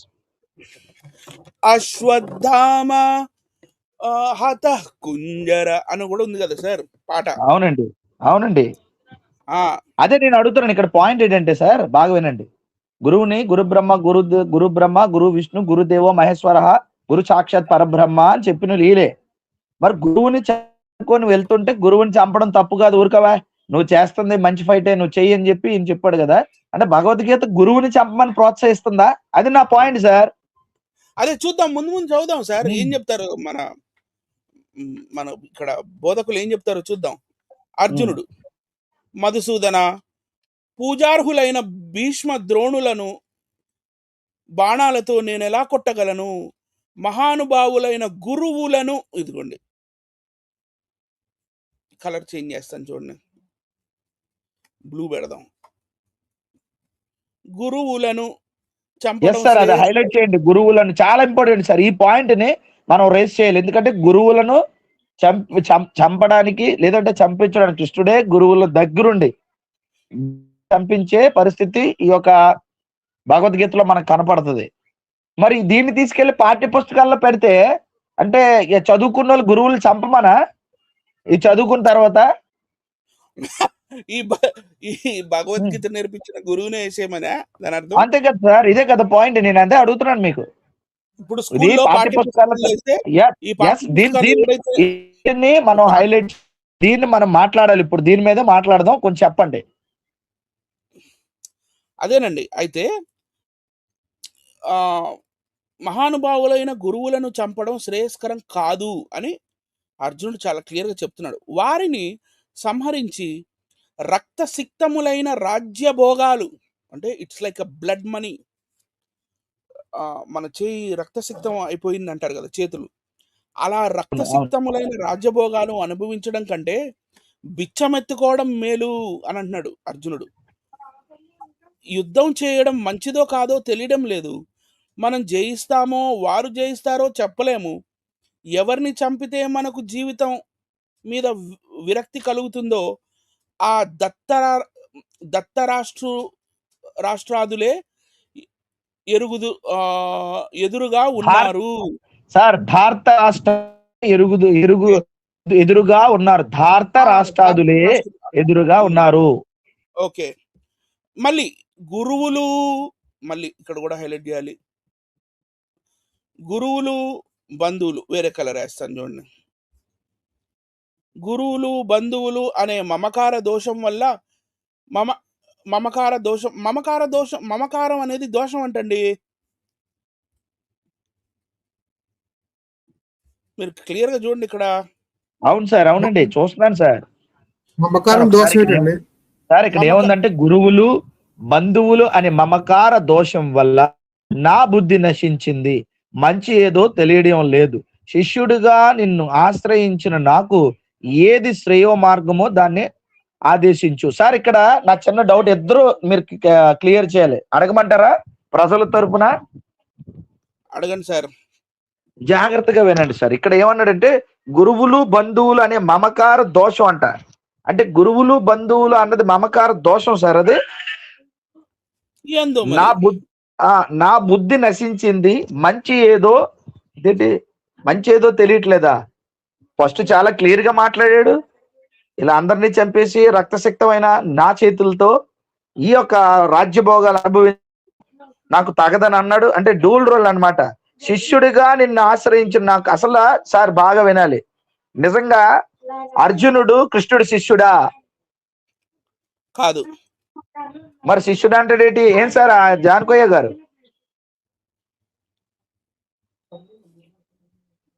శిష్యుడిగా నిన్ను ఆశ్రయించిన నాకు ఏది శ్రేయో మార్గమో దాన్ని ఆదేశించి అంటాడు. అసలు ఈయన శిష్యుడా లేక శిష్యుడా ఈయనకి, లేదా రథసారథి అయినా? నిజానికి గురువాచార్యుడు కదా సార్. ఏందో సార్ అంత అయోమయం గందరగోళంగా ఉంది సార్. మరి నాకు ఒకసారి మనం దీన్ని, ఎందుకంటే భగవద్గీత ఎంత క్లియర్ గా జూమ్ చేసి ఎవరు చదవడండి. ఈ భగవద్గీతను చచ్చిపోయినోడు తల ముందు వినిపించడం, అప్పుడప్పుడు పారాయణం చేసుకోవడం, దీన్ని పాఠ్య పుస్తకాల్లో పెడతానడం. అసలు పాఠ్య పుస్తకాల్లో ఎందుకు పెట్టాలి? పారాయణం చేస్తే ఏమి నేర్చుకోవాలి? అవునండి, చచ్చిపోయినోడి దగ్గర ఎందుకు వేయాలి? ఇవి ఎప్పుడైనా ప్రశ్నలు వేసుకున్నారండి ఇలా ఎవరైనా? ఏమో సార్. ఇక్కడ నీకు చూడండి ఎంత క్లియర్ గా ఉందో. శిష్యుడిగా నిన్ను ఈయనకి, అసలు ఈయన శిష్యుడా? కృష్ణుడికి శిష్యుడు ఆయన కాదు. నిన్ను ఆశ్రయించడం ఏంటి? ఎదురుగా ఉన్న ద్రోణాచార్యుడు, నీకు విలువిద్య నేర్పించింది ద్రోణాచార్యుడు, అంతేనండి. నీకంటే ఉన్నప్పుడు నువ్వు అర్జునుడు ఏడుచుకుంటే ఎవరు ఎదురుగానే మన ఏకలవ్యుడు వస్తే ఏకలవ్యుడు ఏనడిగి తీసించినోడు ద్రోణాచార్యుడే కదా సార్. అవునండి. మరి ఇవన్నీ కృష్ణుడు చేసింది. ఏకలవ్యుడిని కూడా పాపం అర్జునుడి కోసమే మోసం చేశాడు కదండి, బొట్టన వేలు తీసుకొని. గురు దక్షిణగా నాకు బొట్టన వేలు అంటే ఏకలవ్యుడు కట్టు కూడా చేశాడు బొట్టనవేలిని. ఇదంతా ఎవరు? అందుకని అర్జునుడికి పాపం గురువుల మీద మమకారం ఉందేమో, కానీ ఇక్కడ మాట మార్చేశాడు. గురువులు బంధువులు అనే మమకార దోషం వల్ల నా బుద్ధి నశించింది అన్నాడండి. బుద్ధి నశించడం ఏంటి? వాళ్ళు చేసి కాదండి. ద్రోణాచార్యుడు అసలు ఎవరి వల్ల ఏం అడుగుతాడు? మన ఎవరు? అర్జునుడి వల్లే కదండి. నువ్వు నా శిష్యుడు, ప్రియ శిష్యుడు. ద్రోణాచార్యుడు ప్రియ శిష్యుడు ఎవరు సార్? అర్జునుడే కదా. అవునండి. మరి ద్రోణాచార్యుడు అయితే నువ్వు నా గురువు అంటాడు. ఇక్కడ రథసారథి మాత్రమే కదా ఈయన గురువా రథసారథా? రథసారథి సార్. యుద్ధానికి ముందే ఆల్రెడీ ఇక్కడ పార్టీలు మార్చేసుకున్నారు. సరే, ఈ క్వశ్చన్ ఆన్సర్ చూద్దాం సార్, చూద్దాం. కానివ్వండి సార్, కంటిన్యూ చేయండి. భూలోకాధిపత్యం లభించినా, స్వర్గాధిపత్యం సిద్ధించినా నా శోకం తగ్గుతుందనుకోకు అన్నప్పుడు సంజయుడు మళ్ళీ చెప్తున్నాడు. తగ్గుతుంది సార్, తగ్గుతుంది అనుకోకు. అదే తగ్గుతుంది అనుకోకనే అన్నాను సార్. అప్పుడు సంజయుడు మళ్ళీ చెప్తున్నాడు ధృతరాష్ట్రుడికి, అర్జునుడు శ్రీకృష్ణుడితో అలా చెప్పి యుద్ధం చేయనని ఊరుకున్నాడు. ఊరికే యుద్ధం చేయను నేనన్నాడు. అప్పుడు సరే, 2 సేనల మధ్య విషాదవశుడై ఉన్న అర్జునుడిని చూసి ఆ శ్రీకృష్ణ పరమాత్ముడు పరిహాసంగా ఇలా అన్నాడు. పరిహాసంగా అన్నాడంటండి యుద్ధంలో. సార్ మళ్ళీ ఒక డౌట్ సార్, అడగమంటారా? ఒక్కోదానికి ఒక డౌట్ అడుగుతాను, క్లియర్ చేసేయండి. మళ్ళీ ఒక డౌట్ సార్. నేను డౌట్లు అడుగుతా ఉంటాను సార్, మీరు చెప్తా ఉన్నాను. ఎలాగే మాట్లాడుతున్నారు కాబట్టి జనాలకు అర్థమైనట్టు జనాల పక్షాన్ని నేను డౌట్లు అడుగుతాను సార్. ఇక్కడ యుద్ధంలో నేను కిందకి దిగిపోతాను అలా అలుగుతున్నాడు కృష్ణ. ఏంటి ఇంత పెద్ద యుద్ధంలో ఇంతమంది సైన్యంలో ఎవరు? అర్జునుడు అలుగుతుంటే ప్రాణం విడిచిపెట్టి, అదే విల్లు విడిచిపెట్టి శ్రీకృష్ణుడు అపహసించడం అంటే ఇంత యుద్ధంలో అంత టైం ఉంటుంది సార్? అలగడానికి, కూర్చోడానికి, లెగడానికి, చుట్టూ సైన్యం, వీటి మధ్య అసలు ఏంటి సార్ ఇది? నాకు అర్థం కాలేదు, కొంచెం చెప్పండి సార్. ఈయన అలిగాడు, ఈయన పరిహసించాడు. ఏంటి యుద్ధంలోనండి, ఇంటి దగ్గర కాదు ఇది. మీరు ఇప్పుడు పైలట్ గా పనిచేశారు కదా సార్, మీకు యుద్ధ అనుభవం ఉంది. ఎంత అవకాశం ఉంటుంది? Sorry sir, air man, sorry sir, క్షమించాలి. ఎయిర్ మ్యాన్ గా పనిచేశారు, మీకు యుద్ధం మీద అవగాహన ఉంది అక్కడ. అంటే ఇండియన్ ఎయిర్ ఫోర్స్ లో ఉన్న మీరు యుద్ధం గురించి మీకు ఖచ్చితంగా క్లాస్ ఉంటుంది. ఏంటి ఎంత టైం ఉంటుందా సార్ యుద్ధంలో కూర్చోడానికి, పక్కన పెట్టి ఇంకొకటితో సోదేయడానికి, ఇంకొకటితో మాట్లాడడానికి, అపహాసాలు చేసుకొని జోకులు వేయడానికి టైం ఉందా సార్? సార్ యుద్ధాలు 2 రకాలు సార్. ఇప్పుడు 2 రకాలైనవి, ఇప్పుడు 3 రకాలైనవి, రైట్? ఇంతకు ముందు యుద్ధాలన్నీ కూడా క్లోజ్ కాంబాట్ యుద్ధాలు జరిగాయి. క్లోజ్ కాంబాట్ అంటే ఫేస్ టు ఫేస్. తర్వాత ఈ బాంబులు రావటం, మిసైల్స్ వేసుకోవటం లాంటివి వచ్చినాయి. ఇప్పుడు ఏం జరుగుతుందంటే NBC, nuclear and biochemical warfare, NBC warfare 3 రకాలు. కానీ ఇది close battle combat. Close battle combat లో ఫేస్ టు ఫేస్ యుద్ధం చేసుకునేది కాబట్టి అంత టైం ఉండదు సార్. వెనక నుంచి ఓడేసేస్తున్నాడో, దగ్గర నుంచి ఓడేసేస్తారో, లేకపోతే అవతలోడి మరి ఏం నీతి ఉంది ఏంటి అది క్లోజ్ బ్యాటిల్ కాంబాట్ లో మాట్లాడుకునే సీనే లేదు అసలుకి. అదే చెప్తున్నాను నేను ఇక్కడ ఏంటంటే కనీసం జనాలు ఆలోచించాలి కదా, మన భగవద్గీత క్లాస్ చెప్తున్నాం అంటే ఇటు ఉత్తునేనా? కనీసం ఇప్పుడు ఆలోచించాలి కదా. ఇతను ఇల్లు విడిచిపెట్టి ఇక్కడ చదువుతున్న ప్రతిది కూడా మనం జూమ్ చేసి, అందుకే మీకు పదే పదే నేను అడుగుతున్నాను. మీరు చెప్పుకొని వెళ్తున్నారు ఇందాక నుంచి జాన్ గోయ గారు అంటే చక్కగా. నేనేం చెప్తున్నానంటే ఆ, ఇది ఇది ఏదో ఏదో రాయాలి కాబట్టి రాసినట్టుగా ఉందే గాని ఆ, నేనేమంటున్నానంటే మనం మొన్న మొన్న ఏం చేసాము, అర్జున విషాద యోగంలో చాప్టర్ 1లో వీళ్ళందరూ సమర శంఖాలు పూరించేసేసారు కూడా. ఈ సమర అవునండి. శంఖాలు పూరించేదాకా కూడా ఈ అర్జునుడికి డౌట్లు రాలేదు, ఏమి అనిపించలేదా? ఉమ్. యుద్ధానికి వచ్చిన తర్వాత ఇప్పుడు బావమరిది నేను చేయను నేను అని అంటే ఎట్లా? ఈయనేమో బావా ప్లీజ్ నువ్వు చేయి అంటాడు. చూద్దాం ముందు ముందు ఆ, ఏముందో చూద్దాం. వెళ్దాం వెళ్దాం ముందు సార్. అంటే ఇక్కడ నా ఇప్- డౌట్ ఏంటంటే, ఇక్కడ అలగడానికి ఇక్కడ నవ్వడానికి అంత టైం ఉందా యుద్ధంలో? అంటాను నేను. అలగడం, నవ్వడం, హాస్య ఏంటి ఇక్కడ చలోక్తులు వేసుకోవడం, ఇక్కడ కూర్చొని చెప్పుకోవడం అంత టైం బోర్లు ఊదీసిన తర్వాత, లేదంటే దాన్ని ఏమంటారు యుద్ధ బేరి మూగిపోయిన తర్వాత, శంఖాలు ఊదీసిన తర్వాత, అందరూ సన్నక్తులైన తర్వాత ఇంత టైం ఉందా వీళ్ళిద్దరికి మాట్లాడుకోవడానికి? ఏమో సార్, అది వ్యాసుని అడగాలి. అడుగుదాం సార్. రాత్రికి ఫోన్ చేస్తాను సార్. ఇది అయిపోయాక, ఈ క్లాస్ అయిపోయాక వ్యాసుడికి నేను ఫోన్ చేస్తాను సార్. ఉమ్. సరే, ఇప్పుడు శ్రీకృష్ణుడు జవాబు చెప్తున్నాడు. అర్జున, దుఃఖించని అవసరం లేని వాళ్ళ కోసం దుఃఖిస్తున్నావు, ఇది చెప్పండి సార్. దారుణం సార్ ఇది. ఇది చాలా అన్యాయం. మనం ఏమన్నారు తెలుసా? వీళ్ళు ఏమంటారంటే, బైబుల్ని నమ్ముకుంటే కుటుంబం కోసం మాట్లాడితే తల్లినైనను తండ్రినైనా నాకంటే ఎక్కువగా దాన్ని ఏంటంటే ప్రేమించేవాడు పాత్రుడు కాడని ఆ మాటను తీసుకు నేను అగ్నివేయ ఉచిత్తుని అంటే కుటుంబాలు కూలిపోతాయండి. బైబిల్ చదివితే కుటుంబాలు కూలిపోతాయి, బైబిల్ కుటుంబాలు కూల్చేస్తుంది, అన్నదమ్ములు విడదీసేద్ది అన్నారు. అసలు ప్రేమే నేర్పట్లేదు కదండి భగవద్గీత. ఉమ్. దుఃఖించని అవసరం లేదంటున్నాడు. ఎవరి కోసం? గురువుల కోసం. సార్ ఇంత దారుణం మరొకటి ఉంటుందా? అన్నదమ్ముల కోసం, గురువుల కోసం దుఃఖించిన అవసరమే లేదట. ఇప్పుడు చెప్పండి సార్, వాళ్ళ అన్న మాటలకి 100% 100% బైబిల్ బెటర్ సార్ కదా సార్ దీనికంటే. ఉమ్. ఆ, ఇప్పుడు ఆ, ఇంకా ముందుకెళ్దాం. అర్జున, ఉమ్, ఉమ్, ఉమ్. దుఃఖించని అవసరం లేని వాళ్ళ కోసం దుఃఖిస్తున్నావు, పైగా మహావివేకిలాగా మాట్లాడుతున్నావు. చచ్చిపోయిన వాళ్ళ గురించి గాని బ్రతికున్న వాళ్ళ గురించి గాని వివేకులు శోకించరు. ఇప్పుడు చెప్పండి అది సార్. అది అయి వచ్చింది ఆన్సర్. బతుకున్నోడు గురించి కానీ చచ్చిపోయినోడు గురించి వివేకులు అంటే ఎలాగా? వివేకం అంటే తెలివైనోడు కోసం గాని బతుకున్నోడు కోసం గాని వివేచించడా? అసలు ఏడ్డా, బాధపడ్డా? సార్ ఇది టోటల్ గా బైబుల్ కంటే బైబుల్ చాలా వివరించింది సార్. బైబిల్ అసలు వీళ్ళు అనడానికి ఎక్కడా సరిపోరు. ఇవన్నిటికీ ఏడు సమాధానం చెప్తారండి? ఎంత దారుణమా? అర్జున, దుఃఖించని అవసరం లేని వాళ్ళ కోసం దుఃఖిస్తున్నావు, పైగా మహావివేకులాగా మాట్లాడు.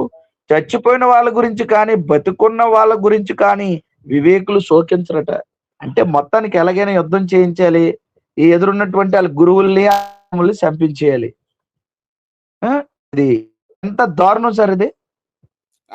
నెక్స్ట్ చచ్చిపోయిన వాళ్ళ గురించి వివేకులు శోకించరట. చదవండి సార్, చదవండి చదవండి సార్. ఇంకా ఉంది. చదవండి సార్, చదవండి. నీవు నేను రైట్, ఒక్క నిమిషం, ఇది ఏంది, ఇది పోవట్లేదు, రావట్లేదు, ఇక్కడ ఈ లైన్ అవ్వట్లేదు లేండి. నీవు నేను వీళ్ళంతా గతంలోనూ ఉన్నాము, భవిష్యత్తులో కూడా ఉంటాము. జీవుడికి ఈ శరీరంలో కౌమారం, యవ్వనం, వార్ధక్యం వచ్చినట్లే మరణానంతరం మరో శరీరం వస్తుంది. ఇందుకు ధీరుడు దుఃఖించడు. కుంతిపుత్ర, విషయాలకు వశమైన ఇంద్రియాల వల్ల శోతోష్ణాది గుణాలు సుఖదుఖాలు కలుగుతుంటాయి. కోరికలకు ఇంద్రియాలకు కలయిక అశాశ్వతం కనుక ఓ భరతవీర, ఆ బాధలను సహించు. పురుషవర్య, శీతోష్ణ సుఖదుఖాలు ఎవడిని బాధించవో అలాంటి ధీరుడే ముక్తికి అర్హుడు. లేనిది ఎప్పటికీ ఉండదు, ఉన్నది ఎప్పటికీ లేకపోదు. రెండింటి నిర్ణయం తత్వజులకే తెలుస్తుంది. ఈ విశ్వమంతటా వ్యాపించి ఉన్న ఆత్మ వస్తువు నాశనం లేనిది, దాని నెరవేరుతూ అంతం చేయలేము. ఇందాక జాన్ కోయ గారు చూపించిన కాన్సెప్ట్కే వచ్చాం మళ్ళీ. నాశనం లేని ఆత్మకు ఈ శరీరాలు శాశ్వతాలు కావు. ఆత్మ ఒకటే నిత్యం. కనుక ఓ భరతవీరా, యుద్ధం మొదలుపెట్టు. ఈ ఆత్మ చంపుతుందని కానీ చంపబడుతుందని కానీ భావించే వాళ్ళందరూ అజ్ఞానులే. ఆత్మ చంపేది కానీ చచ్చేది కానీ కాదు. ఆత్మకు పుట్టడం చావడం అనేవి లేవు. అది ఒకప్పుడు ఉండి మరొకప్పుడు లేకపోవడం జరగదు. జన్మరాహితము, శాశ్వతము, అనాది సిద్ధము అయిన ఆత్మ నిత్యం. అందువల్ల శరీరాన్ని నాశనం చేసినా అందులోని ఆత్మ మాత్రం చావదు. పార్థ, ఆత్మ నాశనరహితమని, చావు పుట్టుకలు లేనిదని, శాశ్వతమైనదని తెలుసుకున్నవాడు ఎవరినైనా ఎలా చంపుతాడు, ఎలా చంపిస్తాడు? సార్ ఇక్కడ మాన- చిన్న సార్ కంటిన్యూ చేస్తారు మధ్యలో చిన్నది మాట్లాడమంటారా? పాయింట్ రాసుకోండి మనసులో. Okay continue. మానవుడు చినిగిపోయిన పాత బట్టలను విడిచిపెట్టినట్టే, కొత్త బట్టలు వేసుకున్నట్లే ఆత్మ కృషించిన శరీరాలను వదిలి కొత్త దేహాలు పొందుతుంది. ఈ ఆత్మను ఆయుధాలు నరకలేవు, అగ్ని కాల్చలేదు, నీరు తుడుపలేదు, గాలి ఎండబెట్టలేదు. అంటే నువ్వు గురువుని చంపినా, తమ్ముళ్ళని చంపినా, లేకపోతే ఎవరిని చంపినా, చుట్టాలని చంపినా, బంధువులు చంపినా, లేదా నీ ఫ్రెండ్స్ని చంపినా, యుద్ధంలో ఏది చంపినా ఒక్క విషయం గుర్తుంచుకో, వీళ్ళు ముందు కూడా ఉన్నారు, తర్వాత కూడా ఉంటారు. నువ్వు వీళ్ళ శరీరాలని చంపట్లేదు, వీళ్ళ శరీరాలని మాత్రమే చంపుతున్నావు, ఆత్మని మాత్రం చంపట్లేదు. ఆత్మని చంపేది, ఆత్మ చంపించుకునేది లాంటిది జరగదు. ఆత్మకి పుట్టుక లేదు, ఆత్మకి చావు లేదు. ఆత్మ నిరంతరమైనది. ఆత్మ నీళ్ళకు కూడా తడిసిపోదు, ఎండకి మంటకి కాలిపోదు. కాబట్టి ఈ ఆత్మని నువ్వు చంపట్లేదు అని అన్నాడు. సరే, ఒక మర్డరర్ ఉన్నాడు అనుకుందాం, వాడు ఒక 10 మర్డర్లు చేశాడు అనుకుందాం. వాడిని కోర్టు బోన్లో నిలబెట్టారు. భగవద్గీత మీద నేను ప్రమాణం చేసి అంతా నిజమే చెప్తాను, ఏ ఒక్క అబద్ధం కూడా చెప్పను అని భగవద్గీత మీద ప్రమాణం చేసి, ఏమండి యువర్ ఆనర్, భగవద్గీతలో శ్రీకృష్ణుడు చెప్పినట్లుగా నేను వాడి శరీరాన్ని మాత్రమే చంపేశాను, నేను ఆత్మను చంపలేదు. కాబట్టి ఏ భగవద్గీత మీద అయితే మీరు నాకు ఇప్పుడు దాకా ప్రమాణం చేపించారో ఆ విషయం భగవద్గీత మరి సాంఖ్యయోగం 2వ అధ్యాయంలోనే ఉంది, కావాలంటే మీరు చదువుకోండి. నేను శ్రీకృష్ణుడు చెప్పినట్లుగా ఆత్మని చంపలేదు కదా, నన్ను మీరు ఎందుకు శిక్షిస్తారు అని ప్రశ్నిస్తే జడ్జి ఏమని సమాధానం చెప్తాడో మీరు చెప్పండి సార్. జడ్జి అదే ఏ చెప్పేటి వేసుకుంటాడో చెప్తే కూడా సార్ వేసుకుని చెప్పు ఏదైతే ఉంటుందో ఆ షూ అయితే షూ, చెప్పైతే చెప్తూ కొడతాడు సార్ ముందు. తర్వాత తీర్పిస్తాడు సార్ షటప్ అని. తర్వాత సార్ దీన్ని ఒక మనుషుడు ఆపాదించుకుంటే, కృష్ణుడు చెప్పాడు కదా అవతలోనే నేను చంపితే ఆడి ఆత్మను చంపట్లేదు, శరీరాన్నే కదా, శరీరం మళ్ళీ కొత్త బట్ట ధరించుకుంటది కదా, ఎందుకురా? అంతే కదా సార్. ఇప్పుడు ఎవడైనా మర్డర్ చేసేసి కొత్త బట్ట ధరించుకుంటుందా, శరీరానికి చావే లేదు, నేను చంపడం ఏంటి, చంపేది ఎవడు సచ్చేది ఎవడు అనుకుని వీడు ఫిలాసఫీ చెప్పాడు అనుకో సార్, ఇది సమాజంలో చెల్లుతుందండి భగవద్గీత ఫాలోయింగ్, లేకపోతే భగవద్గీత ఫిలాసఫీ చెల్లుతుందా? చల్లదు సార్. ఇది సమాజానికి కూడా చాలా ప్రమాదం. మాటలు కానీ ఈ అర్థమవుతుందా మీకు? సమాజానికి ఏం పనికొచ్చేది కాదు. 10 ఆజ్ఞల్లో ఒక ఆజ్ఞ పేరేంటి? ఒక ఆజ్ఞ ఏంటి? నరహత్య.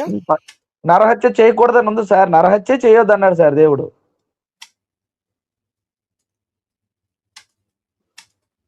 ఇప్పుడు ఇదే చెప్తాడు ఆ చంపిన వ్యక్తి.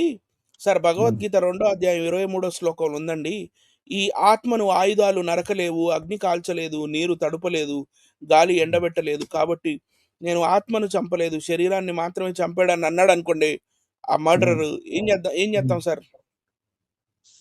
ఏమంటారు? ఆడిని చెప్పుతూ కొడతారు ముందు.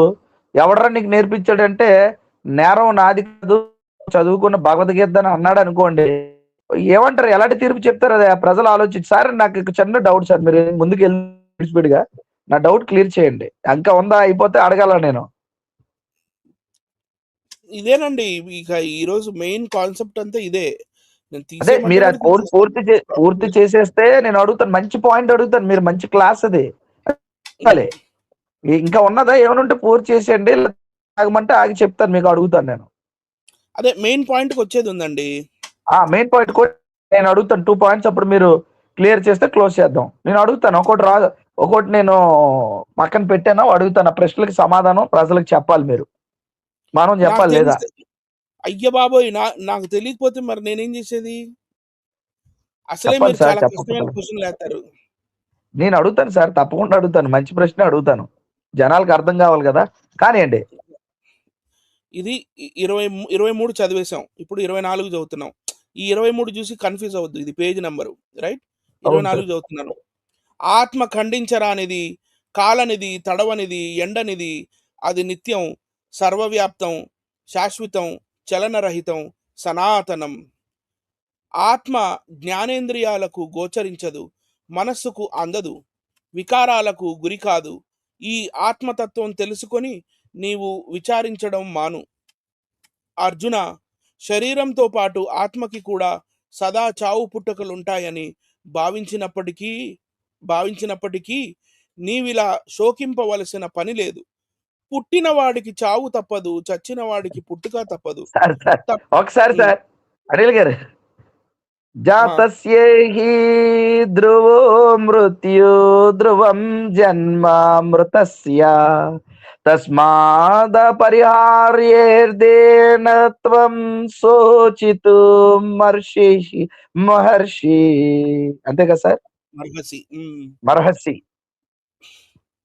పుట్టినవాడు గిట్టక తప్పదు, గిట్టినవాడు మళ్ళీ పుట్టక తప్పదు.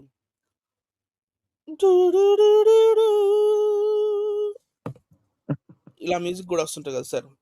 అదే ఇయన్నీ సార్, విన్నది. మనం పుట్టిన అందరూ వాడికి విన్నాం ఇది. చావు తప్పదు, చచ్చిన వాడికి పుట్టుక తప్పదు. తప్పించరాని ఆ విషయంలో తప్పించనవసరం లేదు. అర్జున, జీవులు పుట్టుకకు పూర్వం కానీ, మరణానంతరం కానీ ఏ రూపంలో ఉంటాయో తెలియదు. మధ్యకాలంలో మాత్రమే కనపడతాయి. అర్జున, అలాంటప్పుడు విచారం ఎందుకు?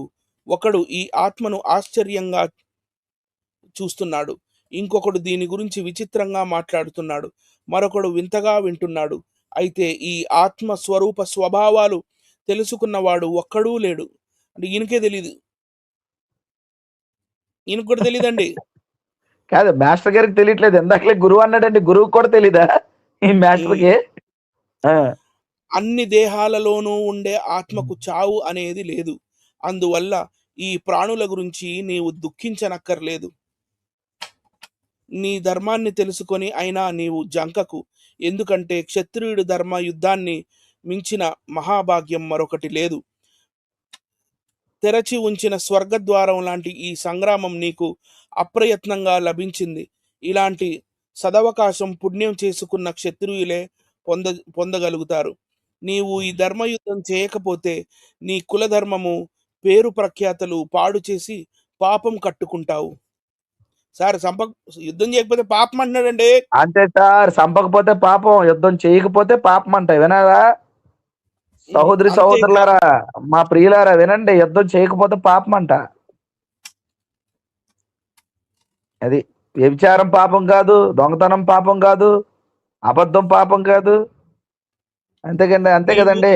ఆ, సార్ ధర్మయుద్ధం అంటారు. ఎవరిని సార్ ధర్మంగా చంపింది? అందరిని మోసం అదే చేసేగా చూద్దాం చంపారు. వెళ్దాం సార్, ముందుకెళ్దాం. ధర్మయుద్ధం కోసం కూడా టైటిల్ ఎట్టి చెప్తాం సార్ లాస్ట్ లోని. చదవండి సార్. నీవు ఈ ధర్మయుద్ధం చేయకపోతే నీ కులధర్మము, పేరు ప్రఖ్యాతలు పాడు చేసి పాపం కట్టుకుంటావు.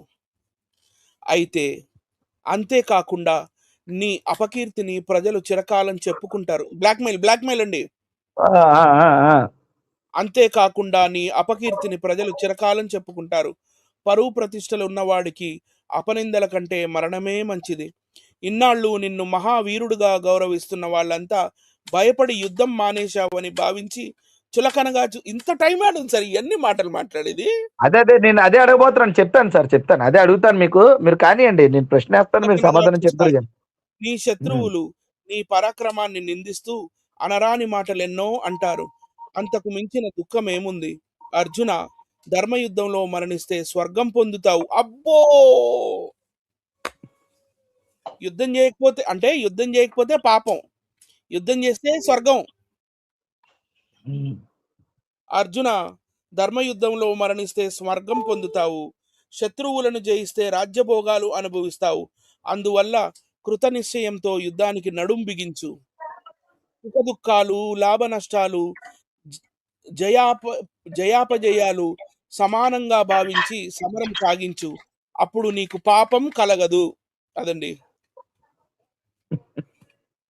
38లో ఉంది, పాపం కలగదు.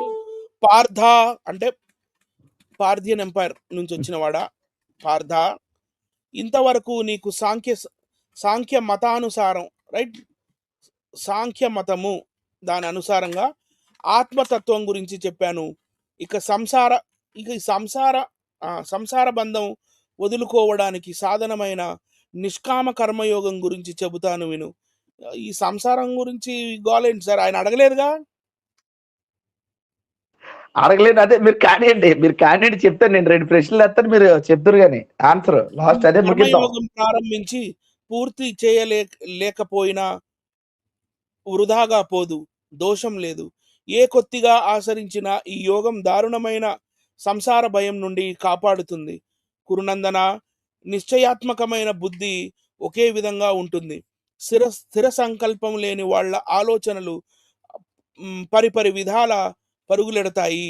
పార్థ, అవివేకులు, అర్ధవాదాల పట్ల ఆసక్తి కలవాళ్ళు, స్వర్గసుఖాలకు మించి మరొకటి లేదని వాదించేవాళ్ళు వేదవాక్యాలు పలుకుతుంటారు. అలాంటి వాళ్ళు తాము చేసిన వైదిక కర్మల ఫలితంగా స్వర్గసుఖాలు అనుభవించాక వాళ్లకు మళ్ళీ కర్మభూమిలో పునర్జన్మ రూపమైన కర్మల ఫలమే తప్ప మోక్ష బలం లభించదు. భోగభాగ్యాలు కోరి వేదవాక్యాలకు వశులైన వారి బుద్ధి నిలకడగా ఉండదు. అంటే వైదికుల్ని తిడుతున్నాడా సార్? అంతేనా జాన్కోయ్ గారు? అంతే సార్, అంతేనండి. వైదిక అంతేనండి. ఇంకా మిగతాది నెక్స్ట్ దాంట్లో చూద్దాం సార్. ఇట్స్ డన్ అండి. సార్ నేను ఒక్క ప్రశ్న వేస్తాను, ఒక 2 ప్రశ్నలు అండి. ఇప్పుడు అడగమంటారా జాన్కోయ్ గారు?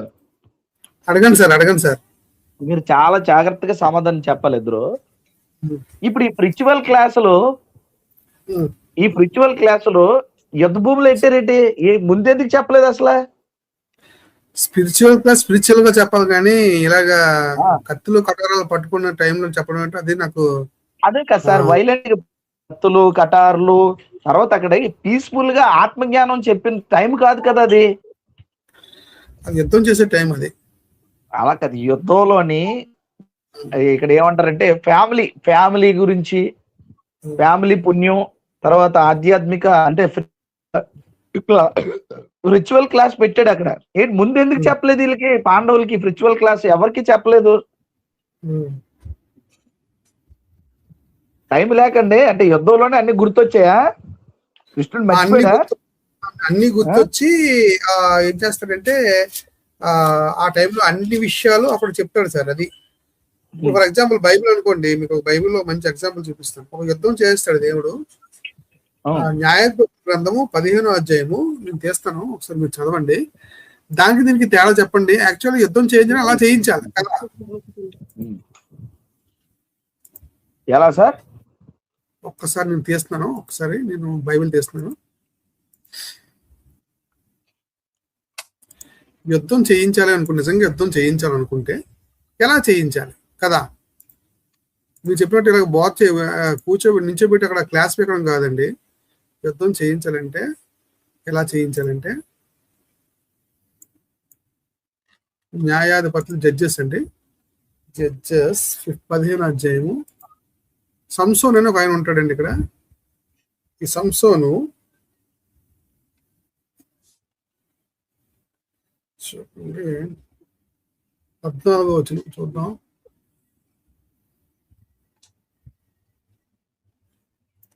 చూడండి 14 చదవండి బ్రదర్.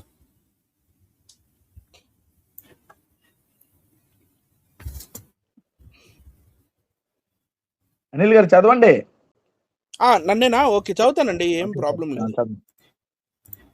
అతడు లేహీకి వచ్చు వరకు ఫిలిస్తీయులు అతనిని ఎదుర్కొని కేకలు వేయగా యెహోవా ఆత్మ అతని మీదకి బలముగా వచ్చినందున అతని యెహోవా ఆత్మ శక్తి, దేవుడి యొక్క శక్తి అతని మీదకి బలముగా వచ్చినందున. యుద్ధం ఇలా చేయించాలి. దేవుడు యుద్ధం చేయిస్తే నిజంగా తన ఆత్మని ఆ పర్టికులర్ మనిషికి ఇచ్చి, ఆ బలాన్ని ఇచ్చి ఏం చేయాలి? చూడండి ఎలా ఎలా ఎలా యుద్ధం చేశాడు చూడండి ఈయన. అతని చేతులకు కట్టబడిన తాళ్ళు అగ్నిచేత కాల్చబడిన జనుపనార వలెనాయను. సంకెళ్ళును అతని చేతుల మీద నుండి విడిపోయెను. ఉమ్, అతడు గాడిద యొక్క పచ్చి దవడ, అంటే అక్కడ దొరుకుతుంది దానికి దవడ, ఎముకను కనుగొని చెయ్యి చాచి పట్టుకొని దాని చేత 1000 మంది మనుష్యులను చంపెను. ఇదండి యుద్ధం అంటే ఇలా చేయించాలి కదండి.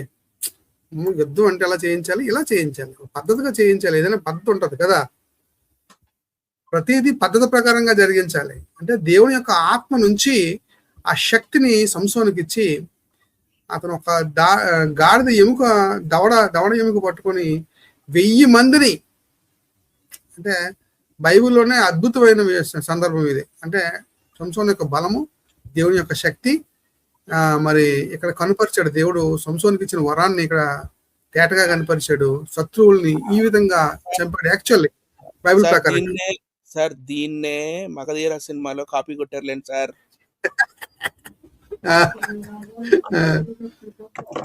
శతద్రు వంశం 100 మందిని చంపి గాని చనిపోరు అని చెప్తాడు కదా.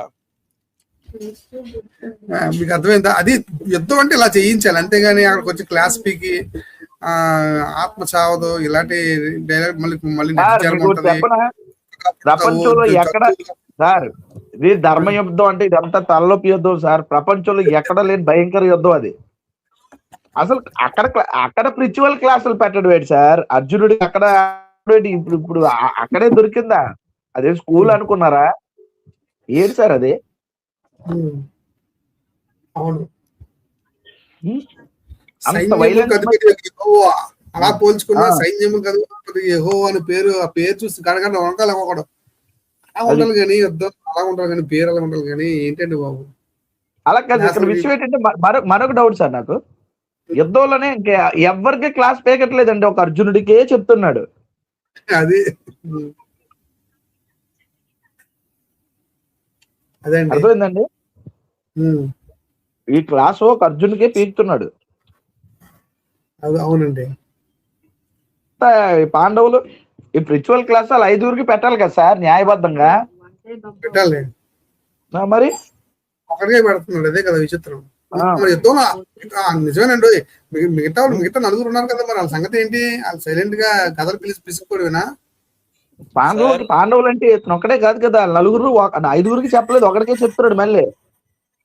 అదేంటి అలాగా సార్? నాకు డౌట్ మళ్ళీ చెప్తాను. ఎందుకంటే ఈ అర్జునుడిని ఆడరూపం చేసి అనుభవిస్తాడండి కృష్ణుడు. ఆ ప్రేమను బట్టి అనుకుంటున్నాను సార్ నేను. మనం ఏం చెప్తాం చెప్పండి. సరే, ఇక్కడతో కథ ముగిసింది సార్. ఇక సరే, ఓకే. నాకు నిజంగా బుర్ర హీట్ ఎక్కింది ఈ రోజు. బుర్ర హీట్ ఏం సార్? ఇప్పుడు నేను ప్రశ్నలు కరెక్ట్ గానే అడిగానా? కరెక్ట్ గానే మీకు అడిగానా? కరెక్ట్ గా అడిగారండి.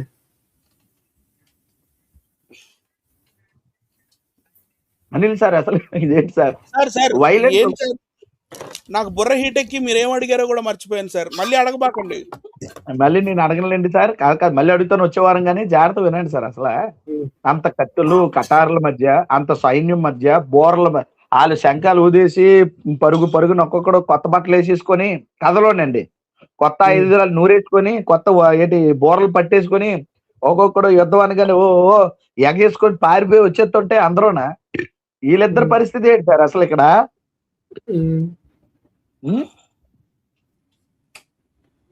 ఏంటి గుసగుస ఏంటి?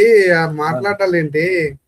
18 అధ్యాయాలు ఏంటి? విశ్వరూపం ఏంటో నాకేం అర్థం అవ్వట్లేదు అక్కడ పాయింట్. సర్లేండి, జనాలకు కొంచెం వరకు అర్థమైందిలేండి. అసలు ఏంటి ప్రార్థన చేశాడు కాదు సార్. లాస్ట్ మాట అంత జనాల మధ్య వీళ్ళిద్దరికి మళ్ళీ యుద్ధం విల్లు వదిలి కిందకి వెళ్ళడం, కూర్చోవడం, మళ్ళీ ఇతను మళ్ళీ హాస్యాస్పదంగా కొన్ని మాట్లాడడం. వీళ్ళిద్దరు మాటలు ఎన్ని అధ్యాయులండి? మనం చదవడానికి ఎన్ని రోజులు పడితే 18 స్క్రీన్ మీద అధ్యాయాలు. చెప్పాను. ఇది ఈ రోజు పోస్టర్ కాదు, పార్ట్ 2 ఆ. పోస్టర్ పెట్టాను. ఈడ యుద్ధ భూమిలో ఇంతమంది నిలబడి ఉన్నారులేండి. ఇంతమంది అవును. నిలబడి ఉంటే ఈయనేమో రథం దిగి ఇక అమ్ముల పొదిలి వగేరా అండ్ ఈయన బాణం, ఈయన చేతిలో ఉండే బాణాన్ని ఏమంటారండి, గాంధీవం కింద పెట్టేస్తే ఇక కూర్చొని ఇప్పుడు ఈ వేదాలు, సంసారాలు, ఈ ఇవన్నీ ఇంకా ముందు ముందు ఏమేం చదవాల్సి వస్తుందో చూద్దాం సార్. ఓకే. నెక్స్ట్ 3వ అధ్యాయం ఉంది. నెక్స్ట్ 3వ అధ్యాయం చూద్దాం ఉంది. సార్, ఇంకా చాలా ఉంది. మంచి ప్రశ్నలు వేసాం. అంటే ఓకే. భగవద్గీత చివరిగా నేను ఈ రోజు వేసిన ప్రశ్న ఏంటంటే, గురువులు చంపమని కృష్ణుడే చెప్తున్నాడు. గురుభ్యో నమః, గురు సాక్షాత్ పరబ్రహ్మ, గురు బ్రహ్మ, గురు విష్ణు, గురుదేవ మహేశ్వరగా, గురు సాక్షాత్ పరబ్రహ్మ, తస్మై శ్రీ గురవే నమః అనే గురువుకింత ఆధిక్యత ఇచ్చిన గురుహత్య పాతకం ఉంటుంది కదా, గురుహత్య అదే పాతకం. కదండి. మరి ఈ అంత గౌరవం ఇచ్చిన ఈ ధర్మంలో మరలా గురువునే చంపమని కృష్ణుడు చెప్పాడు. ఆలోచించండి. వచ్చే వారం చెప్పుకుందాం మిగతాది. ప్రార్థన ఓకే చేయండి అండి. సార్. రైట్ అండి, ప్రార్థన చేసుకుందాం. పరమ పరిశుద్ధ తండ్రి, నీ నామానికి స్తోత్రాలు. సమాచారం సత్యంలోకి తీసుకెళ్ళండి తండ్రి. బైబిల్ అనేది అద్భుతమైన గ్రంథం అని, సమాజానికి ఎంతో ఉపయోగపడే గ్రంథం అని, యేసుక్రీస్తు ప్రభు వారు మరి కొండమైన ప్రసంగమే, ఒక ప్రసంగమే అనేకులకు ఆదర్శం అని తండ్రి మాకు ఈరోజు నేర్పించారు. దాన్ని బట్టి స్తోత్రం తండ్రి. కృపలో మమ్మల్ని భద్రపరచండి. ఈ వీడియో చూసిన వారందరినీ దీవించండి, ఆశీర్వదించండి. అనేకుల్లోకి సత్యం వెళ్ళి స్థాపింపబడటానికి మార్గాలు సరళ పరచుకుని అడుగుతూ, ఈ క్లాసులు అనేకులకి ఉపయోగకరంగా ఉండటానికి తండ్రి కృప చూపని అడుగుతూ, చిన్న ప్రార్థన యేసుక్రీస్తు నామని అడుగుతున్నాను తండ్రి. ఆమేన్. థ్యాంక్ యూ అండి. Thank you all. Good night. Good night all. మళ్ళీ కలుసుకుందాం. దేవుడు మిమ్మల్ని దీవించుగాక. ఆమేన్. ఆమేన్. Okay sir, good night sir.